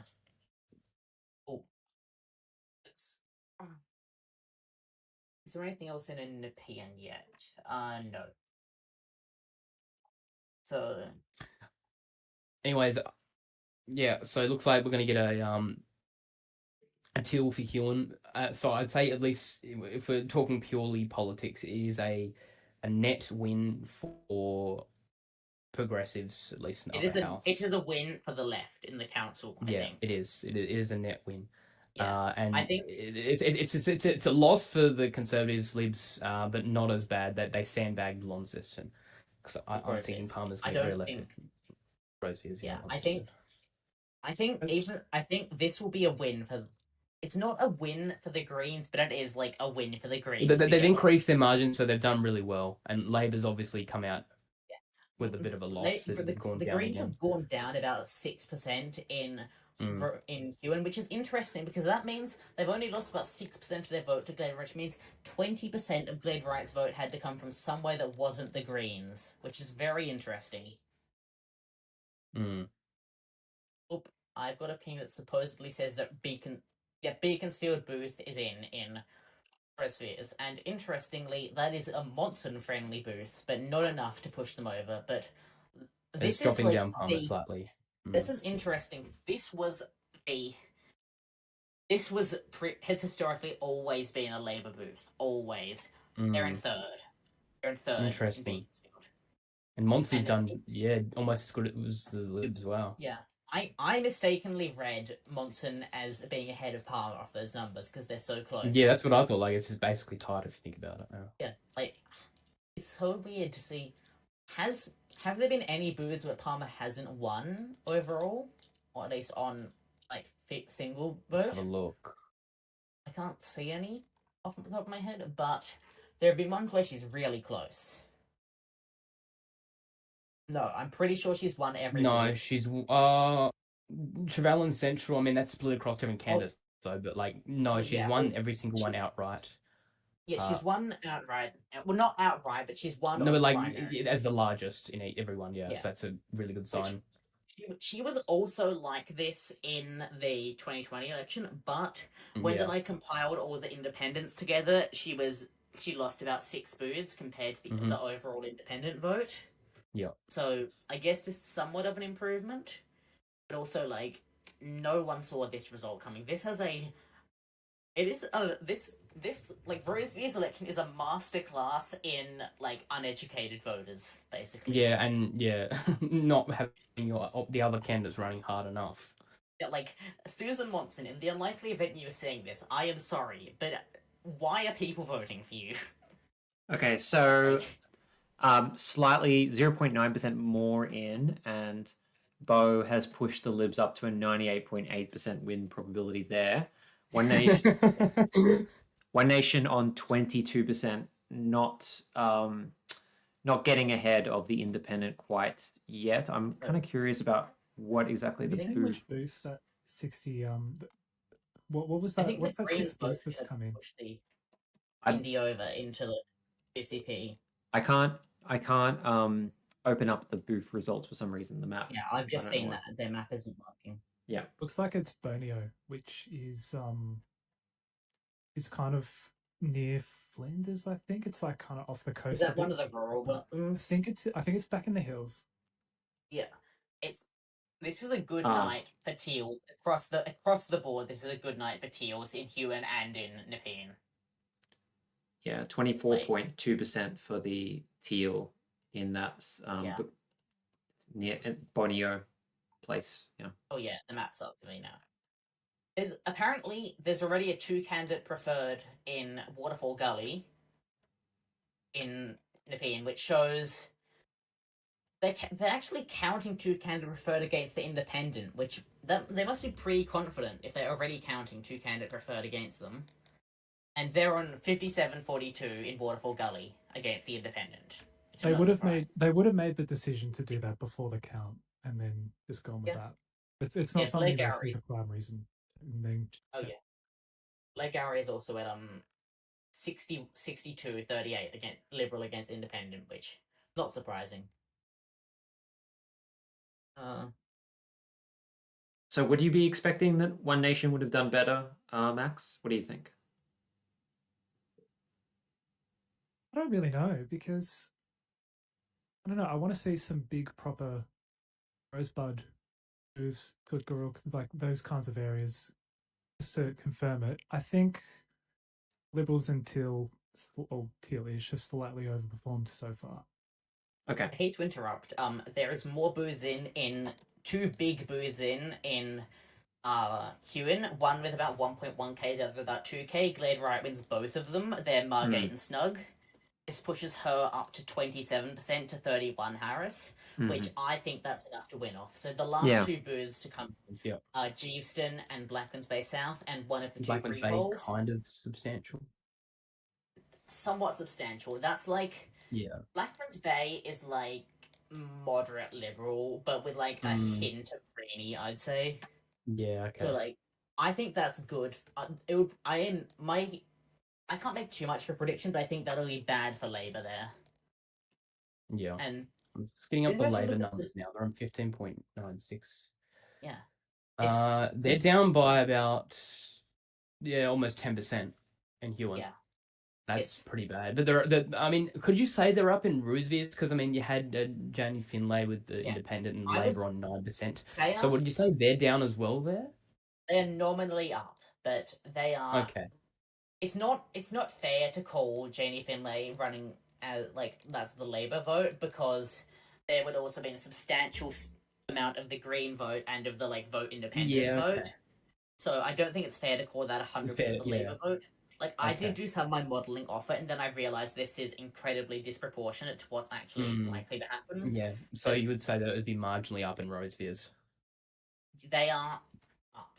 Not by too much, but I think this is a good night for Labour in Rosevears. It's not but terrible in the south. They're just getting crushed. Oh yeah, this is interesting because in the last 5 years in the Legislative Council, Labour have done well in the south and horrifically in the north, and this might be somewhat of a reversal of that. And like the Labour getting about 25% of the vote, that's not bad. That's only down about 4% from their state election, and this is pretty much matching what polling has them statewide right now. So it's not the worst for them. The Greens are going to be celebrating in Rosevears. They're up a fair bit over what you'd expect. Monson is just going to be, like, confused, I feel, because, like, what do you mean 16%? Do these elections have compulsory preferences? They do, yeah. Yes, they're full compulsory. What's going on in the chat? I haven't looked at it no matter what.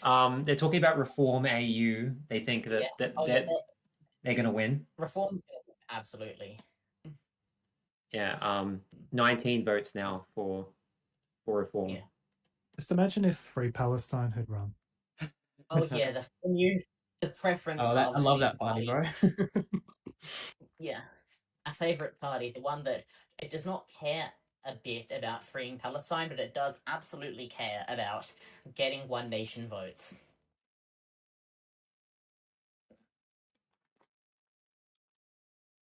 Is there anything What else an in electoral Nepean? system, eh? I think there might be something else in Nepean.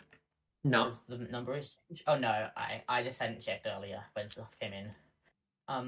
I will defend G- group voting tickets till the day I die. Jeeveston is in Huon. Gladewright, this might be the only booth that Gladewright wasn't in first or second. She's in third here, like with Labour in second, but I'm not surprised. This is like resource hungry forestry area.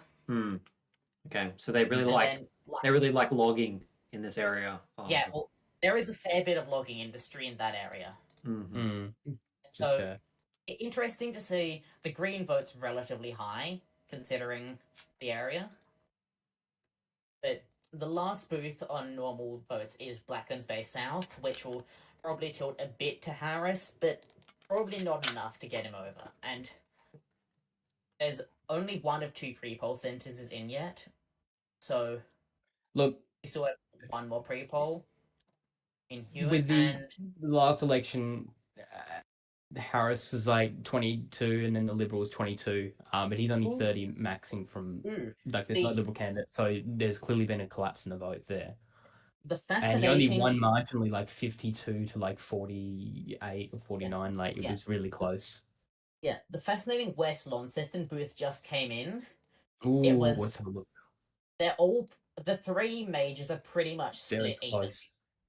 Palmbury's barely ahead, but that's embarrassing for Labour. 3rd place in their home booth. Yeah. Like, I mean, it was also. But it is split. Like all the major candidates are there. Like, yeah, Labour's done great. Well, yeah, like the Greens are pretty much stable. The last booth that come in is Lagana, which that will probably be the biggest booth in the seat because Lagana is. Well, yeah, Lagana, for those who don't know, is the fastest growing suburb in the state. It's like urban, sprawly outer area. That throws in a bit of volatility. Yeah, it's like, although it's also like conservative, basically. Never mind. It's not like okay, it will just be another let's have a look. Summer Hill. Similar to it has the potential to throw in a bit because it was good for the Greens last time as well. It was it's not, if the trend from the state election stays up, it's going to be bad for Labour there, but it also could be whatever. So it's just hard to predict by that. Just back on Nepean, someone in the chat's brought up an interesting point. So the Liberal margin against Labour was about 6.4%, I think. And so far, like on the booths that are counted, it's being modelled at like 5-6-ish%. So for the Liberals not to for the Liberals not to lose ground against an independent with all the controversy and stuff surrounding their candidate and everything, so far looking kind of bullish for the Liberals. Like they're going to walk away with less of a PR disaster than maybe they thought, unless we get a change as more votes come in. Keep in mind, we've only had about 9% of the count in so far. We don't have much from Rosebud yet, so that's the thing. Yeah, it's the Rosebud pre-poll, but I'm sort of like, that's where all the Liberal volunteers were saying we're getting smashed. This is crazy. So I'll be really interested to see that one. I was watching like an ABC report, and it wasn't that also the place where they like the One Nation candidate was like actively refusing to talk about policy and stuff.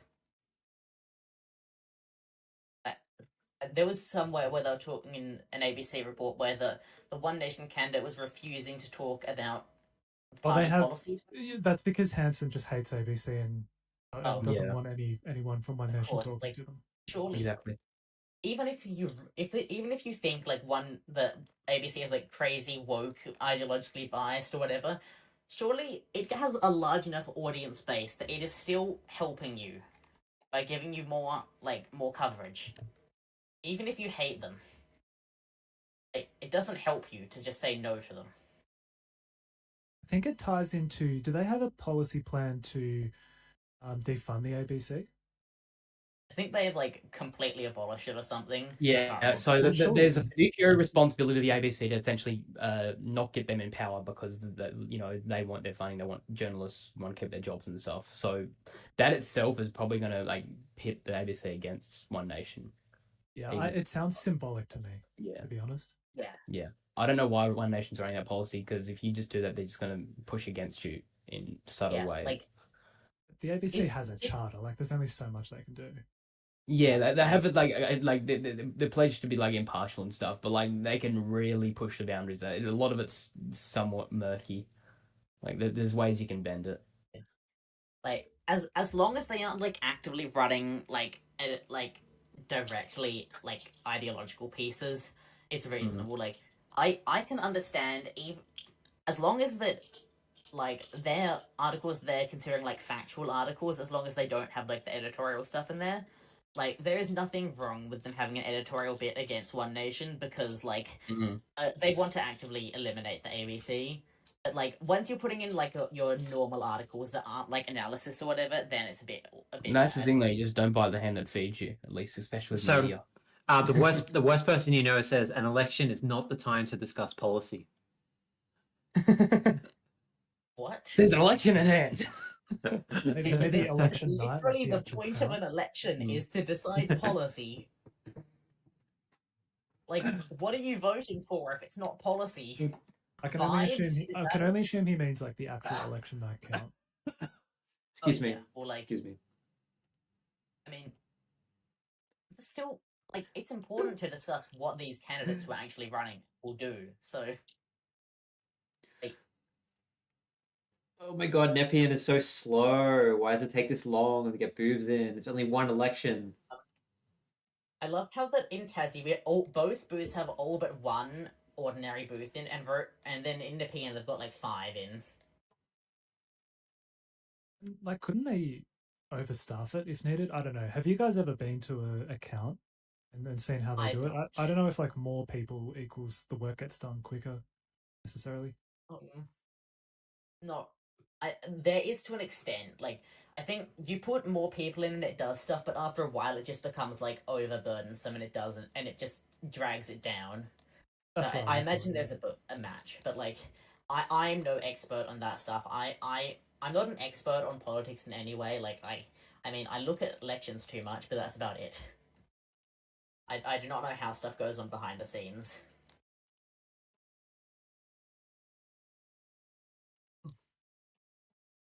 No. Victoria's would do anything. Victoria's would do anything but put things in on time. Says lab was here. Yeah. So Tasmania Electoral Commission's done all right tonight. Yeah, they've done pretty good. They haven't they haven't had their website crash. Talking about USA. The website is doing all right. Yeah, and things are coming in like pretty frequently. Compared to WA and especially South Australia, South Australia was shocking. Yeah, Tassie's done good. The underdog, man. On the South Australian electoral night, I would normally have been up late, like watching it, but I had planned. I was doing a trip to the west coast of Tassie, like the remote west coast, on the election night. So I had no Wi-Fi until about 8 p.m. that night. Then I got to my accommodation in the tiny town of Strawn on like the absolute remote area of the west coast. And like I joined into the stream you guys were doing, and I said a bit, but like my Wi-Fi was too bad to like properly look at the election that night. Fair. So, or like I'm in a town of 800 people in the middle of the wilderness on the west coast of Tasmania, so I'm not too surprised. It's going to be a long night, and they're taking their sweet time, huh? Yeah, pretty much. Like everything's just slowed down. Like come on. Yeah, there's just 2 booths left in. Well, two booths in Tassie plus pre-polls, which I'm imagining all pre-polls will come in tonight. Yeah, and then just all the postals and stuff over time. Postals will They come start in counting later in the week, don't they? Yeah. This will start on Monday. But provisionals, how do they work? I just want to quickly say, Bonham says that he's heard that indirectly that Palmer is doing better on Green's preferences than normal.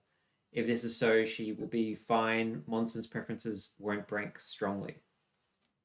Yeah. That's what I thought. Like the preference source for Palmer was always, I felt it was always going to be better than it otherwise would be. Like she is the big name. Yeah, of course. Media personality, liberals. Yeah. Incumbency. Yeah, Incumbency. But at the same time, it hasn't really there's been nothing that's really improved No, it's basically Incumbency the same hasn't run result. for any So it's just favours. been good sandbagging from the Liberals to stop any losses from the stadium, education department controversy, Yeah. stuff like that. Unless pre-polls break unless Mm. the other two pre-polls break impressively to Palmer, she would have had no material impact from last time. And it will. Kevin Rudd is coming back to his camp. Europe. Okay, guys. Running. Tasmanian people, I want to ask some questions about these independents. Rosemary Armitage, progressive or conservative? Moderately conservative. So will she support the budget? It depends. She's like very sort of like a teal but right wing. So like she's like actually fighting for the community well. So like she's never easy to tell. Like she has no. Okay. She said like greyhound racing is the hardest choice of her life. So okay, so that's a maybe. That's a maybe. So Roof Forest, will they support the budget? Depends. They're like centrist but like social progressive. Like okay. It's hard to tell. Mike Gaffney, will they support the budget? Likely not. Okay. Yeah, he's quite more left leaning. Okay. Casey Hiskett, will they support the budget? Budget support. Yeah. They're right. Yeah, he's basically right liberal in disguise. Okay. They won last year, and they're the son of the former Liberal MLC for Montgomery. Yeah. Okay. Same with this Harris. He's the son of a Liberal member. Okay. Yeah. Beck. So you basically see Beck Thomas, will they support the budget? Really hard to tell. They're also really hard to tell. Like she's flipped like on the stadium's point of view, but that doesn't mean she's going to support the budget. And she's been supportive of greyhound racing along with Labor. So yeah. And then Meg Webb. No way in hell No way. she support the budget. Okay, so we've got. Is that all? Yeah, that's all the Indians. Yeah. Okay. Wow. So Labor, they're probably going to go against it. So Casey Hiskett and Beck Thomas are likely to support the budget. Roof Forest is maybe. Rosemary is maybe. Armitage. Yeah. So Harris is, but probably going to be replaced by Claire. So yeah. So basically, they'll need Casey. They'll need Beck. They'll need Ruth. They'll need Rosemary to get the budget through. Basically. Yeah. Yeah. Because this new Huon or whatever Huon independent probably won't support the budget. I imagine. Yeah. So they'll need all. If the budget does go through, it's more leverage to these independents, whoever the Liberals want to work with, to get some sort of concession. Interesting. It's going to be very difficult for the Libs, it seems. Yeah. Every year, it's just getting more and more difficult for the budgets to go through. Mm-hmm. Yeah. Yeah. I mean, even the lower house, it might face challenge, even though there's like an informal supply agreement with the Greens. It's not really there, but like there's not the majority there. There isn't, but like it's informal, like because they didn't vote against them in no confidence. So they basically the no confidence. If you were to go by the no confidence, that is to assume that the entire parliament, besides Labor, supports the Liberals, which is not true in the slightest. No, it's not true. They probably won't support the budget either. Labor probably won't. So it's really up to these independents. But like, you know what I mean. Kevin Rudd is coming back. Kevin Running. Kevin 07. Kevin 27. Yeah, literally 27. I think Friendly Geordie's got some t-shirts that they're selling them already. I know I used to watch Friendly Geordies, so that's where I got the joke. Yeah. Which party is bringing zero COVID back? Asks King Europe1. I think the Liberals might have a policy of net zero COVID by 2050. You'd have to read up on that. Might be the net zero seats by 2050, you mean? Oh yeah, that one's also one of their dedicated policies. That's the only policy they won't backflip on.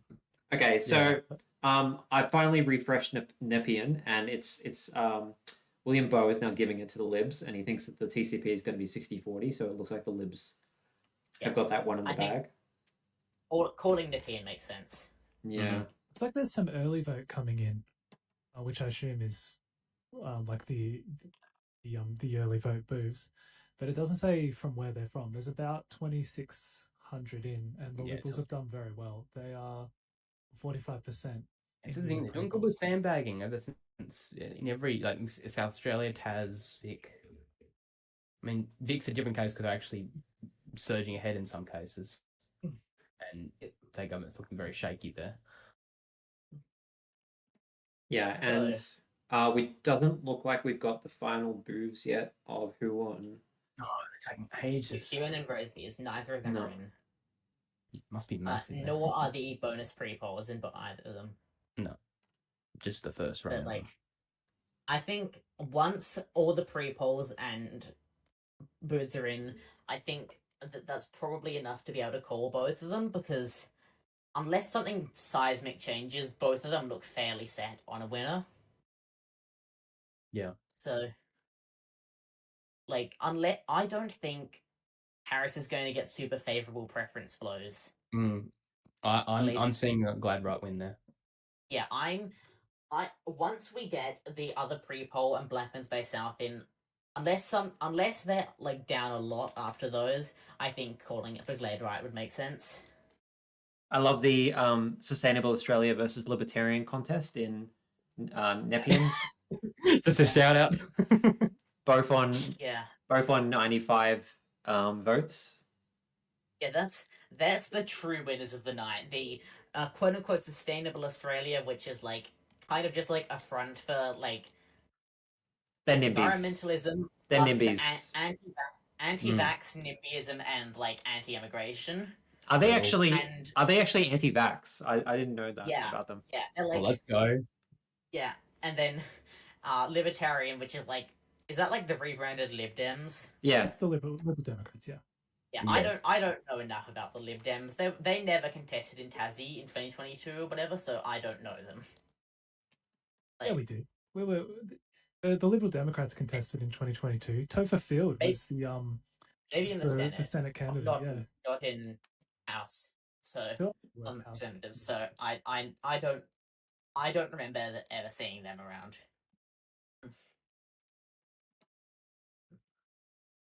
Yeah, if you're at gunpoint and forced to pick between Reform AU and the Libertarians, who are you picking? And I said I'd point the gun at myself instead. Real. My thing crashed. Oh, we've got the final booth in from Huon. Huon. They right one. Yeah, let's go. I think this isn't like a progressive area in any way. This was won by Harris. That is key. That is key. Yeah. Okay. So fair to call it. Yeah. I think it's fair to call it. She's she's only 3% behind, and like all doesn't matter. Yeah. It's Greens. Because this is the thing. 2022 election or whatever it was a 20% Labor, not Labor, Independent, 20% Liberal. That's 40% roughly, because most of it broke with Harris, and he's down roughly like 6-10%. And he only won like marginally in a two-party preferred battle against Toby Thorpe. So these preferences are going to flow heavily to the Teal candidate. There's heaps of precedent for it from state election and federal. It's the same area pretty much as where Peter George is standing. So it looks like we're getting a new independent to win. So Billy Vincent goes, just got here, gang. What's going on? So we've got Huon. Huon. Yeah, you keep saying it. Where it looks like the Progressive Independent will win that. She's 3% behind on the primary vote, but she likely will win very favorable preferences on the back of Greens and Labor. And then we've got Rosevears. Rosevears. Yeah. Okay. You can tell you aren't Tasmanian. It should just be Rosevears because there shouldn't be Rosevears. Oh, okay. It is Rosevears. Some people say Rosevears or Rosevears or whatever. I thought you said Rosevears because that's no. Okay. So that one, we're still waiting on one more booth, but it looks like probably that Joe Palmer, the Liberal incumbent, is going to be re-elected here, because the preferences won't go like to the Labor Party as much as you might think. because it's Tasmanian Legislative Council. And then we have Nepean, where William Bowe from the Poll Bludger has given it to the Libs, and their TPP, 2CP, I should say, is about 60-40. And it looks like One Nation have done okay. Not amazingly, not like outrageously good, but they've done okay in their first showing in Victoria. But it doesn't look like they're going to get 20%. Or they're going to be, or if they're going to get over 20%, it's just going to be very close. But we have to wait till one. Rosebud boots haven't came in yet. Yeah, that's what I was about to say. And William Bowe was saying that it's likely that the pre-polls that have come in are more from the Sorrento end, which is the swanky end. Okay. So a lot of good Liberal and Teal vote has come in. And I would say, yeah, like 20% is perfectly respectable for what has reported, but it's nowhere near enough for One Nation to win. That's for sure. Yeah. Do we say Rosemary Armitage would probably support a budget?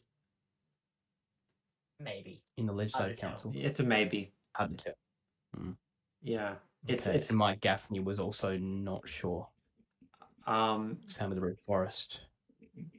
Yeah, so that one. Tanya Rattray was a support, was it? They're like a member of the government, so yeah. Yeah. Cool. So it's 1, 2, 3, 4, 5. They're 3 short, and Labor's not going to support. Greens probably won't. Likely not. There's a chance, in which case it's just over. Of course, there's a chance, but if we're talking brutal numbers, they're 3 short. That's massive. Yeah, it could really be going to another early election. Oh man, I have to change my electorate because I'm still. Lagana has come in, by the way. That's looks like the Liberals. Looks like Palmer's won nearly half the vote. Yeah, not surprising. Oh wow, that's Monson territory again.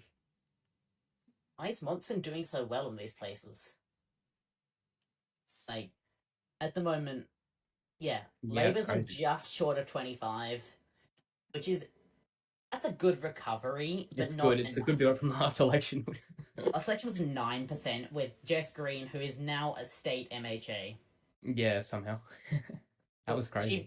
It was her or Jeff Lyons, who is like a veteran former federal MP for Bass, and so like I understand choosing Jess Green over like a young woman versus veteran federal MP. I understand why I chose them. So somebody asks, how do we know Liberals win Nepean if only 14% has voted? Does anyone want to explain? Well, their firewall has held up basically. Like the sources of vote. Sandbags of one. Yeah, like they haven't done badly enough in a place like Dramana or Rye, and they've done quite well in Flinders, Blair Gowrie. Like the firewall's held up. They can't lose from this position. It's not common that you would see such disproportionate swings in different parts of an election of an electorate. It just doesn't work like that. Oh god, chat is still going on about Reform AU, for goodness sake. Well, we're talking about Reform AI now, which is like, I guess, like a party to fix the AI to make it, I don't know, sustainable or something. A stack of votes just came in, by the way. Nepean. Oh, really? Finally? Yeah. So we've got. I'm going to put Claire's against the budget. So some other booths have come in. A couple of Rosebud ones. Rosebud West. Rosebud West. Which also Tukuru, which is another one that was thought they might do quite well. And they're leading on primaries, but nothing like. It's both pretty small booths. I'm surprised they're so small in Rosebud West and Tootgarrick. It's because everyone's already voted, mate. More than half the district voted, and in Rosebud, where there actually was pre-poll centres, people have probably voted early, and there'll be a lot of postals in this as well, especially down Point Nepean Way. Okay, so D Danu says this is a classic small L Liberal seat, perfect for Jess Wilson. Save One Nation for the national seats. Well, yeah, that's right. I mean, there's not the kind of seat that One Nation are really aiming to do well in. Yeah. If it was seeing a by-election in like Murray Plains or Mildura, it would be very different, but we're not. So this is, I think it was generally expected that it would be a Liberal retain. I don't think I saw anyone saying it wasn't. Well, it's more that just we're curious to see, how One Nation are going to do, because like everyone's always like, oh, Victoria is such a progressive state, like One Nation. And I mean, I guess I guess given like what the nature. Then you have the United Australia Party getting that Senate seat. Given that One Nation That was a weird one. is who they are, then I guess I guess 20% is pretty good for a seat like this. Yeah. Then again, we saw in South Australia, their demographics have radically changed from the federal election last time, where the people, like, they're still generally leaning towards older people, but it's also, like, working class older people, and, like, the northern suburbs of Adelaide going to, like, swinging pretty heavily to One Nation. That was a moment.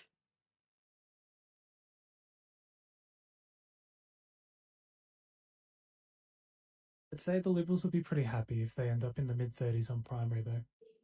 Yeah. It probably cements, because then there's a narrative that comes out of this that's basically like, if you want to get rid of the government, you got to vote Liberal. Which is going to be their line. Yeah.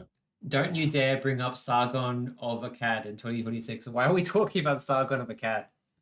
Who brought up him?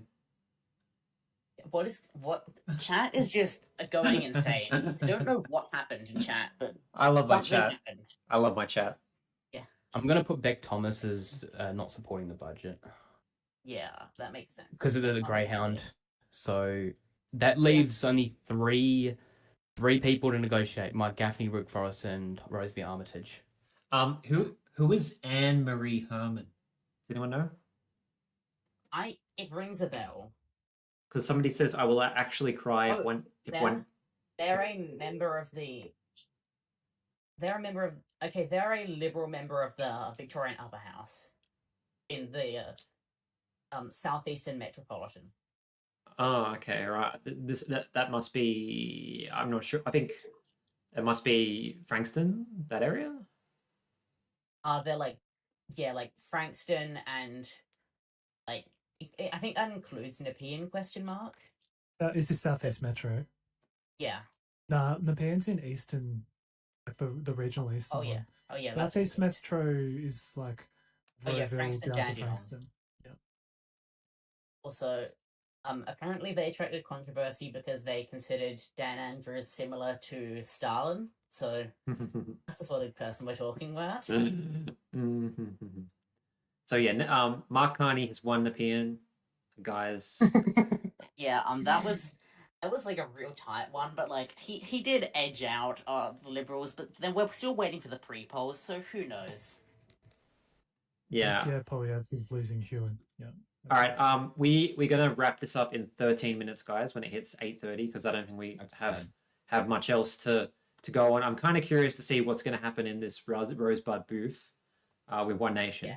But I think. Would you say this? Would you say that Pauline be happy with this result, Max? What do you think? Nah, she wanted a bigger win than this. Like it's good if you'd said to them, if you gave them 20% before the whole thing started, they'd probably take it. But I think they wanted to mount a more serious challenge here for sure. So Mike Gaffney, just to interrupt, pretty hostile. If they don't make the two candidate preferred, One Nation are gonna have. That's gonna be a big stain on them if they don't make two candidate. Well, they won't. They're not going to make two candidate preferred in Nepean. Oh my goodness! This Legco is brutal. With Rosebud. No, I don't think there's a chance. It's the Rosebud pre-poll. That's what it all comes down to. Well, yeah. We're 11 booths in, but we're only 21% of the counting. Yeah, there's Red Hill booth, and is there a Rosebud on the day booth as well? There must be, right? There's on poll legend it's outstanding. Rosebud. Yeah. But I can't tell whether that's pre-poll or not, because there isn't a pre-poll. Pre-poll just comes in as early, so we're not going to get a booth breakdown. Yeah. I'm going to say Mike Gaffney's a hard to get but not decided in terms of Legco budget. He's voted against Stadium, he's been very unreliable in terms of supporting the Libs. And Ruth Forrest kind of similar. Though not as hostile. So that really and Armitage is probably the most likely of these three independents to support. So the Liberals are still short 2 votes to pass the budget. Yeah. Update on Tassie Legco. Human has exactly 66.33% of the turnout, which means the final pre-poll, which I'm going to assume is Huonville, will be big. And in Rosevears, as I predicted earlier, it's got a much lower on the day vote because of actually no, I predicted the other way Does around. that check out for federally around Bass region? No, it is because Rosevears had more pre-polls and they were better placed. So they've got 2 pre-polls to go. I'm assuming the small one that came in was Beaconsfield, and so the other 2 together at the moment we've got 17k votes, and so each of them will have about 5,000 votes if they're evenly distributed between the other 2 pre-polls. I just don't see sorry to interrupt, but I just don't see a world where One Nation is getting into the TCP in Nepean. Like the Greens are on 12%. Like how are One Nation going to catch that with the Greens preferences? Most of the it would just have to turn out that they did much better on pre-poll. That's the only way. Yeah. I'm very sorry to interrupt. Just then, a pre-poll came in Rosevears, right then. Up to 70% turnout in Rosevears so far, and that was, yet again, a big it's boosting up Palmer again. Palmer's up to 42.8%. That's pretty safe. Is it safe to call this? Yeah, I think. I think the candidate's more split than last time. Way more. Palmer has two party batters probably going to be like 55, 56. Who knows? Palmer has crossed the gate needed to win. Yeah. This makes sense. And a slight improvement on the primary. Yeah. Not bad. So what's happening with sandbagging? What's happening with Moira Deeming now? Is she getting first place on the ticket? She won her because no one else nominated. Right, I see. Okay, yeah. After that, the other guy got like turfed out, right? Yeah, I think they recently got a no confidence motion from their council because they were the mayor of Wyndham Council, and I think they've just lost the mayoralty of the council as well. Yeah. So it's not a good day for it's not been a good time for whoever this person is. So I really want to see Markiplier. I really want to see Markiplier run for US president. Sorry, I just want to say that, referring to what's Matt Pat and Markiplier. Matt Pat and Mr. Beast.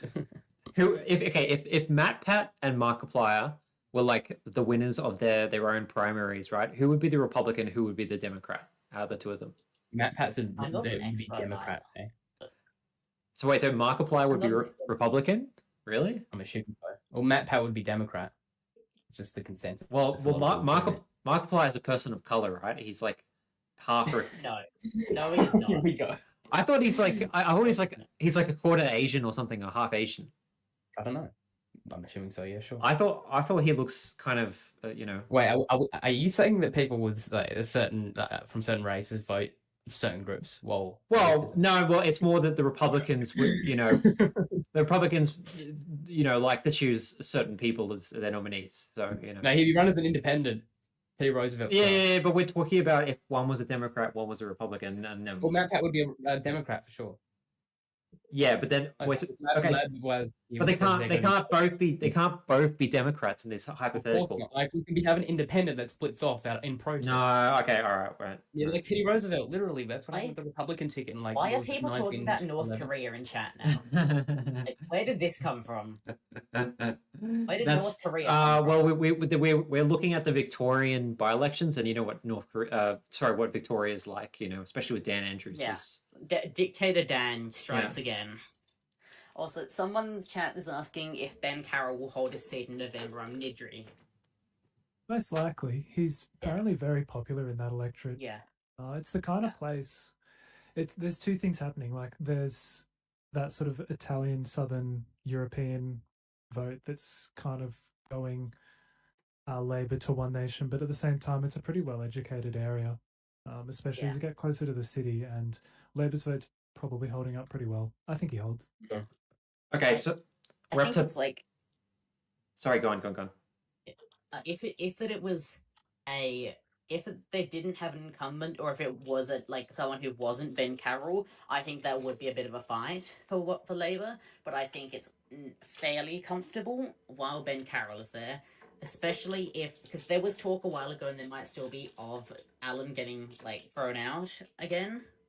I don't think it's going to happen, but if it does, he's the natural successor, and I think that would solidify. He doesn't have the numbers within the party room because Alan's faction controls the party room. Oh yeah. Yeah. So we've got 34.2% of votes now in Nepean. We still don't have Rosebud yet. But we now have the postals have come in. The postals came right. in. We now have Liberals on 41%. The Liberals have won 51% of the postals. Right. Yep. Interestingly, One Nation's actually easily outpolled Hutchison as well. So 23 to 14.5%. Yeah. What were you going to say, Jess? Is it like completely safe to call like Nepean if it isn't already? Yeah, of course. It's been safe for like it's been called Libertarian for a while. Yeah, and the Libs are on 41%. They'll win off One Nation preferences. Yeah. They're up 41. That's pretty good, actually. I didn't realize they were up that much in primary. Like One Nation, again, they are beating Hutchinson on primaries, but the Greens preferences will get, and I guess legalized cannabis maybe as well will get Hutchinson ahead of them. Yeah, I think Hewan is the only one where there is still like excitement to come, because the post count in Hewan will be brutal. Yeah, like there's a fairly clear winner, but that's still going to be a really interesting battle. Yeah, and there might still be a tiny path to Harris retaining. It's incredibly unlikely. It's an outside chance, very very outside. Yeah. He's lost a lot of that Liberal support that he enjoyed from the last election. Yeah, he's almost, I don't know how exactly, I haven't calculated it, but he's more than 5%, almost 10% down. He's not in the 40s. He's only getting 32, 30. What is it right now? Total. So the total between Harris and the Liberal in 2022 was about 46% of the vote. Exactly. Yeah. Assuming that most of it went to him, which pretty much did. Yeah. We can get the preference battle if you want. Based off that, about 10%. Yeah, which is massive. And remember, he only won that seat by like 2 or 3% against Toby Thorpe. It was a very, very close race. I think that 10% has gone predominantly to Glade Right. Or Labour or other groups, and it's going to probably trickle back to Claire. Well, Labour have gone down enough. I don't think. Yeah. I think everyone has lost votes to Glade Right. Harris is up notionally, but not if you're looking at it realistically. No, if you're looking at combined Liberal Harris, because they're basically 80% similar, 90%. You can see the amount of Liberal votes that went to Harris. Yeah, not much. If we look at 2022 Hewan results, the amount of when that Antoli was elected, or when he was eliminated, what happened was, Harris, so of the 5.2 thousand votes that Antoli had when he was eliminated, 3.8 thousand of them went to Dean Harris, which was by far, that was like 60-70% of them. Yeah. So he's clearly lost about that much, if not a bit more. Yeah, I think a lot of the vote, especially from the Liberal side, has gone to Glade Right. I think. Yeah, which is terrible for them. Oh wait, oh no, wait, no, I just looked I was looking at the wrong thing. I was like, oh, there's more Aussie and Hewan, and no, I was looking at 2022, and I'm like, oh no, why am I stupid? Let me get the preference flow.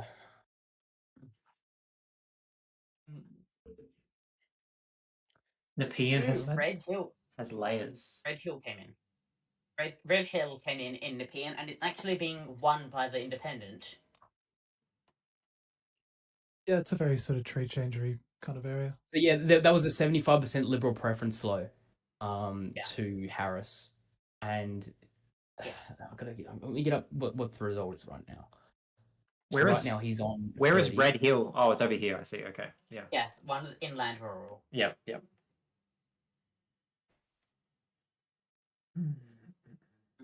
Oh, I also missed Shoreham. That was also won by the Independent, like very convincingly, 60-40. That's a big left wing booth now. Yeah, I can see that with. Yeah, Labor won it. primary. Labor won it nearly 60-40 last time as well. Yeah. The guy, just quickly to the guy asking about the seat of Mornington, which is the seat immediately north of Nepean along the coast. Mornington and Mount Martha, probably more like the more educated and affluent parts of Nepean than the Rosebud area. So probably more of a straight up Teal versus Liberal contest like it was last time. So with that Liberal preference flow, Harris got 43% from that. And right now in the results, he's only got 30%. Yeah. Interesting. Bonham has not called any of them. But so he's lost 13, like he's lost 13% basically. Yeah, it's overall Harris. Harris is not. I don't see how he can win this then. That's extremely difficult battle. Well, he's got such unfavorable preferences anymore, and like, yeah. Also, I think something might come out. He's been incredibly silent on the campaign trail. Like, he has posted on his socials 4 times this year, and none of them were about the election. And he's had no advertising. I haven't even heard of any core flutes from him, which I think is done massively. Okay, so didn't keep quiet. You get punished. So thank you to Noob Gaming for the super chat. We're gonna leave the stream here because it's gonna take a while for Nepean to continue flowing in, and not much is gonna change. But again, I'll just go over what's happened. Nepean Liberals have won. One Nation have done okay, but not amazingly. The Independents also done okay, but not amazingly. But yeah, it's a decent win for the Liberals here. Although there has been a 7.5% swing against them. Then in Huon, it looks like that the progressive independent Glade Right, Clare Grade Right, is going to win here against the incumbent, more conservative independent, and this is going to make it very difficult for the Liberal Party to pass their budget, which is good. Yeah. And then in Rosevears,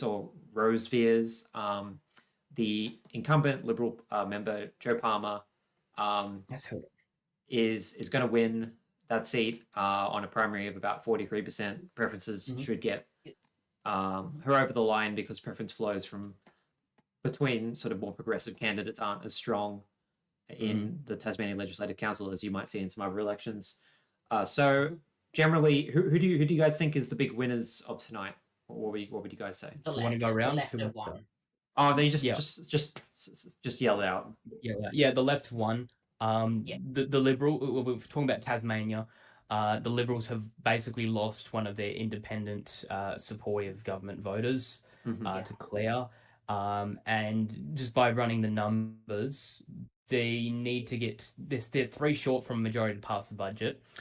2 of those independents are very unpredictable and they're somewhat hostile to the Liberals. So unless there's major concessions, they're not going to vote for the budget. And that leaves Rosemary Armitage to be really the only option, apart from the other independents we already know who are going to support the budget. So it's a massive win for the left in the LegCo.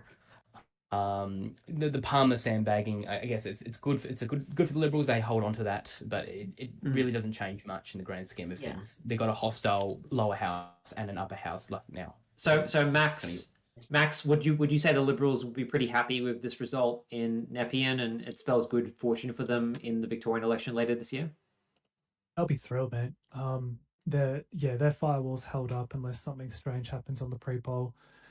They've got a good line to go on here that One Nation's not really relevant, that they can't win seats, and that a vote for them is going to help change the government, and a vote for One Nation is irrelevant. That's how they're going to go about this. Yep. I think how this plays out for Farah next week is kind of interesting too, because I have a bit of a funny take on this. I actually think if you want One Nation not to win that seat, you should vote Liberal. They're the only ones that can actually beat One Nation in that seat, in my opinion. Okay, interesting take. All right, well, thank you to Max, Heath, and Jess for joining me for the stream tonight. Bit of a small one, but these guys seemingly really wanted to do it. We got 2 Tasmanians here, so I guess it's not that surprising. I didn't say I wanted to do it. Well, I mean, I got messages from Max, and it's like, oh yeah, cool. I was like, yeah, whatever. I'll do it if you guys are gonna do it. Let's do a stream. Let's do a stream. There's. I mean, why not? It's always good to hang out and chat. Yeah, and then as Max said, we got the Paraguay election next week. That's going to be very interesting. Of course, that's the real test for One Nation. This was also a test for One Nation, and they seem to have done a bit sort of averagely. Yeah. It's still they're polling in the 20s. That's not unimpressive. Stafford the weekend after, which will be interesting. Wait, where's that? That's the one that's the one in Queensland, right? Yeah, in a Brisbane. One Nation aren't running, which is really interesting. Yeah, I don't understand why they aren't running. Queensland should be their best state, and they chose not to run. It's not going to be. They're not going to do that well there. It's like in the North Brisbane, and they probably they just don't want to have to try and spin 9% as a win. Yeah. Because the LNP is doing quite well there, and One Nation's impact on their polling has been way less. Yeah. I think the big thing of this, these results as well, is that the Liberals they've got this trend now of sandbagging and really stopping any further losses. They're doing really good at defending, which I cannot say for the federal election where they went on an all-out offensive. But yeah, they seem to be hitting the rock bottom. They're only gaining now. I can see they're not really falling that much further. I think it comes down to party leadership. Yeah, that is. To be honest, Dutton was a big sink. Any incumbency advantage they had in the federal election was wiped out by Dutton's likability. Whereas Hearn, Jess Wilson, they're actually like a bonus for the party. Same with Rockcliffe here with the Rosevears seat. Rockcliffe is too much anymore. He still has quite a bit of weight and popularity in the north that keeps things together. In Braddon, yes. In Bass, I'm on the ground here, and people aren't liking him as much. I'm hearing a lot of people saying, they used to like the Liberals, but Rockcliffe, and especially the stadium is tanking them in the north now. They're down. Stadium polling is they're down posed by 60, even 70% in the north at times. And but we've seen with this result here, Rosevears, that actually Liberals have ticked up slightly and held on. It's interesting whenever the next Tassie election is, if that both One Nation is registered and the stadium is still an issue, what side they take. Because if they take pro-stadium, that's not probably going to be built by then, unless the business case collapses, because the stadium's been referred back to because gambling advertising has been banned in stadiums, which, I mean, that's only a small amount of stadium revenue, but the fact that they're having to send that back to the drawing board raises a lot of questions. Yeah. Already. Yeah. So also the Libs, the TCP or the 2CP in Nepean was over 60%, which is pretty good for them as well. So it represents a swing of 4 or 5%, which is encouraging, because you would normally expect an independent to do better than Labor necessarily on 2CP, but then with a by-election like this, not much runway, probably dented the overall left vote a little bit, and some of it might have honestly gone to the Liberals to try and tactically keep One Nation out. Yeah, I was saying before that there was some amount of the left who would tactically vote, because technical voting doesn't matter as much in preferential, but it can to a degree, and I think a lot of people in the left will have voted Liberal, especially since they're moderate, to keep out One Nation, because One Nation have definitely underperformed in Nepean based on what was somewhat expected of them, but then again, we don't have the pre-poll in, so it's hard to say anything final. If they got this result in a general, it would be an overperformance. But I think with the by-election circumstances, I certainly thought they would do a little bit better. I was expecting them somewhere in the 25 to 30 range on primaries, and this is an underperformance by 80% that. of people notice it. Okay, that's where I'm finishing things for tonight. Thank you so much for. I've already said thank you to you guys, but thank you to everyone in the chat as well. Thanks for everyone who watched. And yeah, see you next week. Bye-bye. Thanks, everyone. Wait. Bye. There's more. You're very late. There are results in Rosevears. Oh, okay, right. Literally last second. They've gone up to Palmer anyway. It's fine. Yeah, The last pre-poll in Rosevears, and it was Palmer. So yeah, final poll. It's Oga. It's Oga. It's Oga. All right.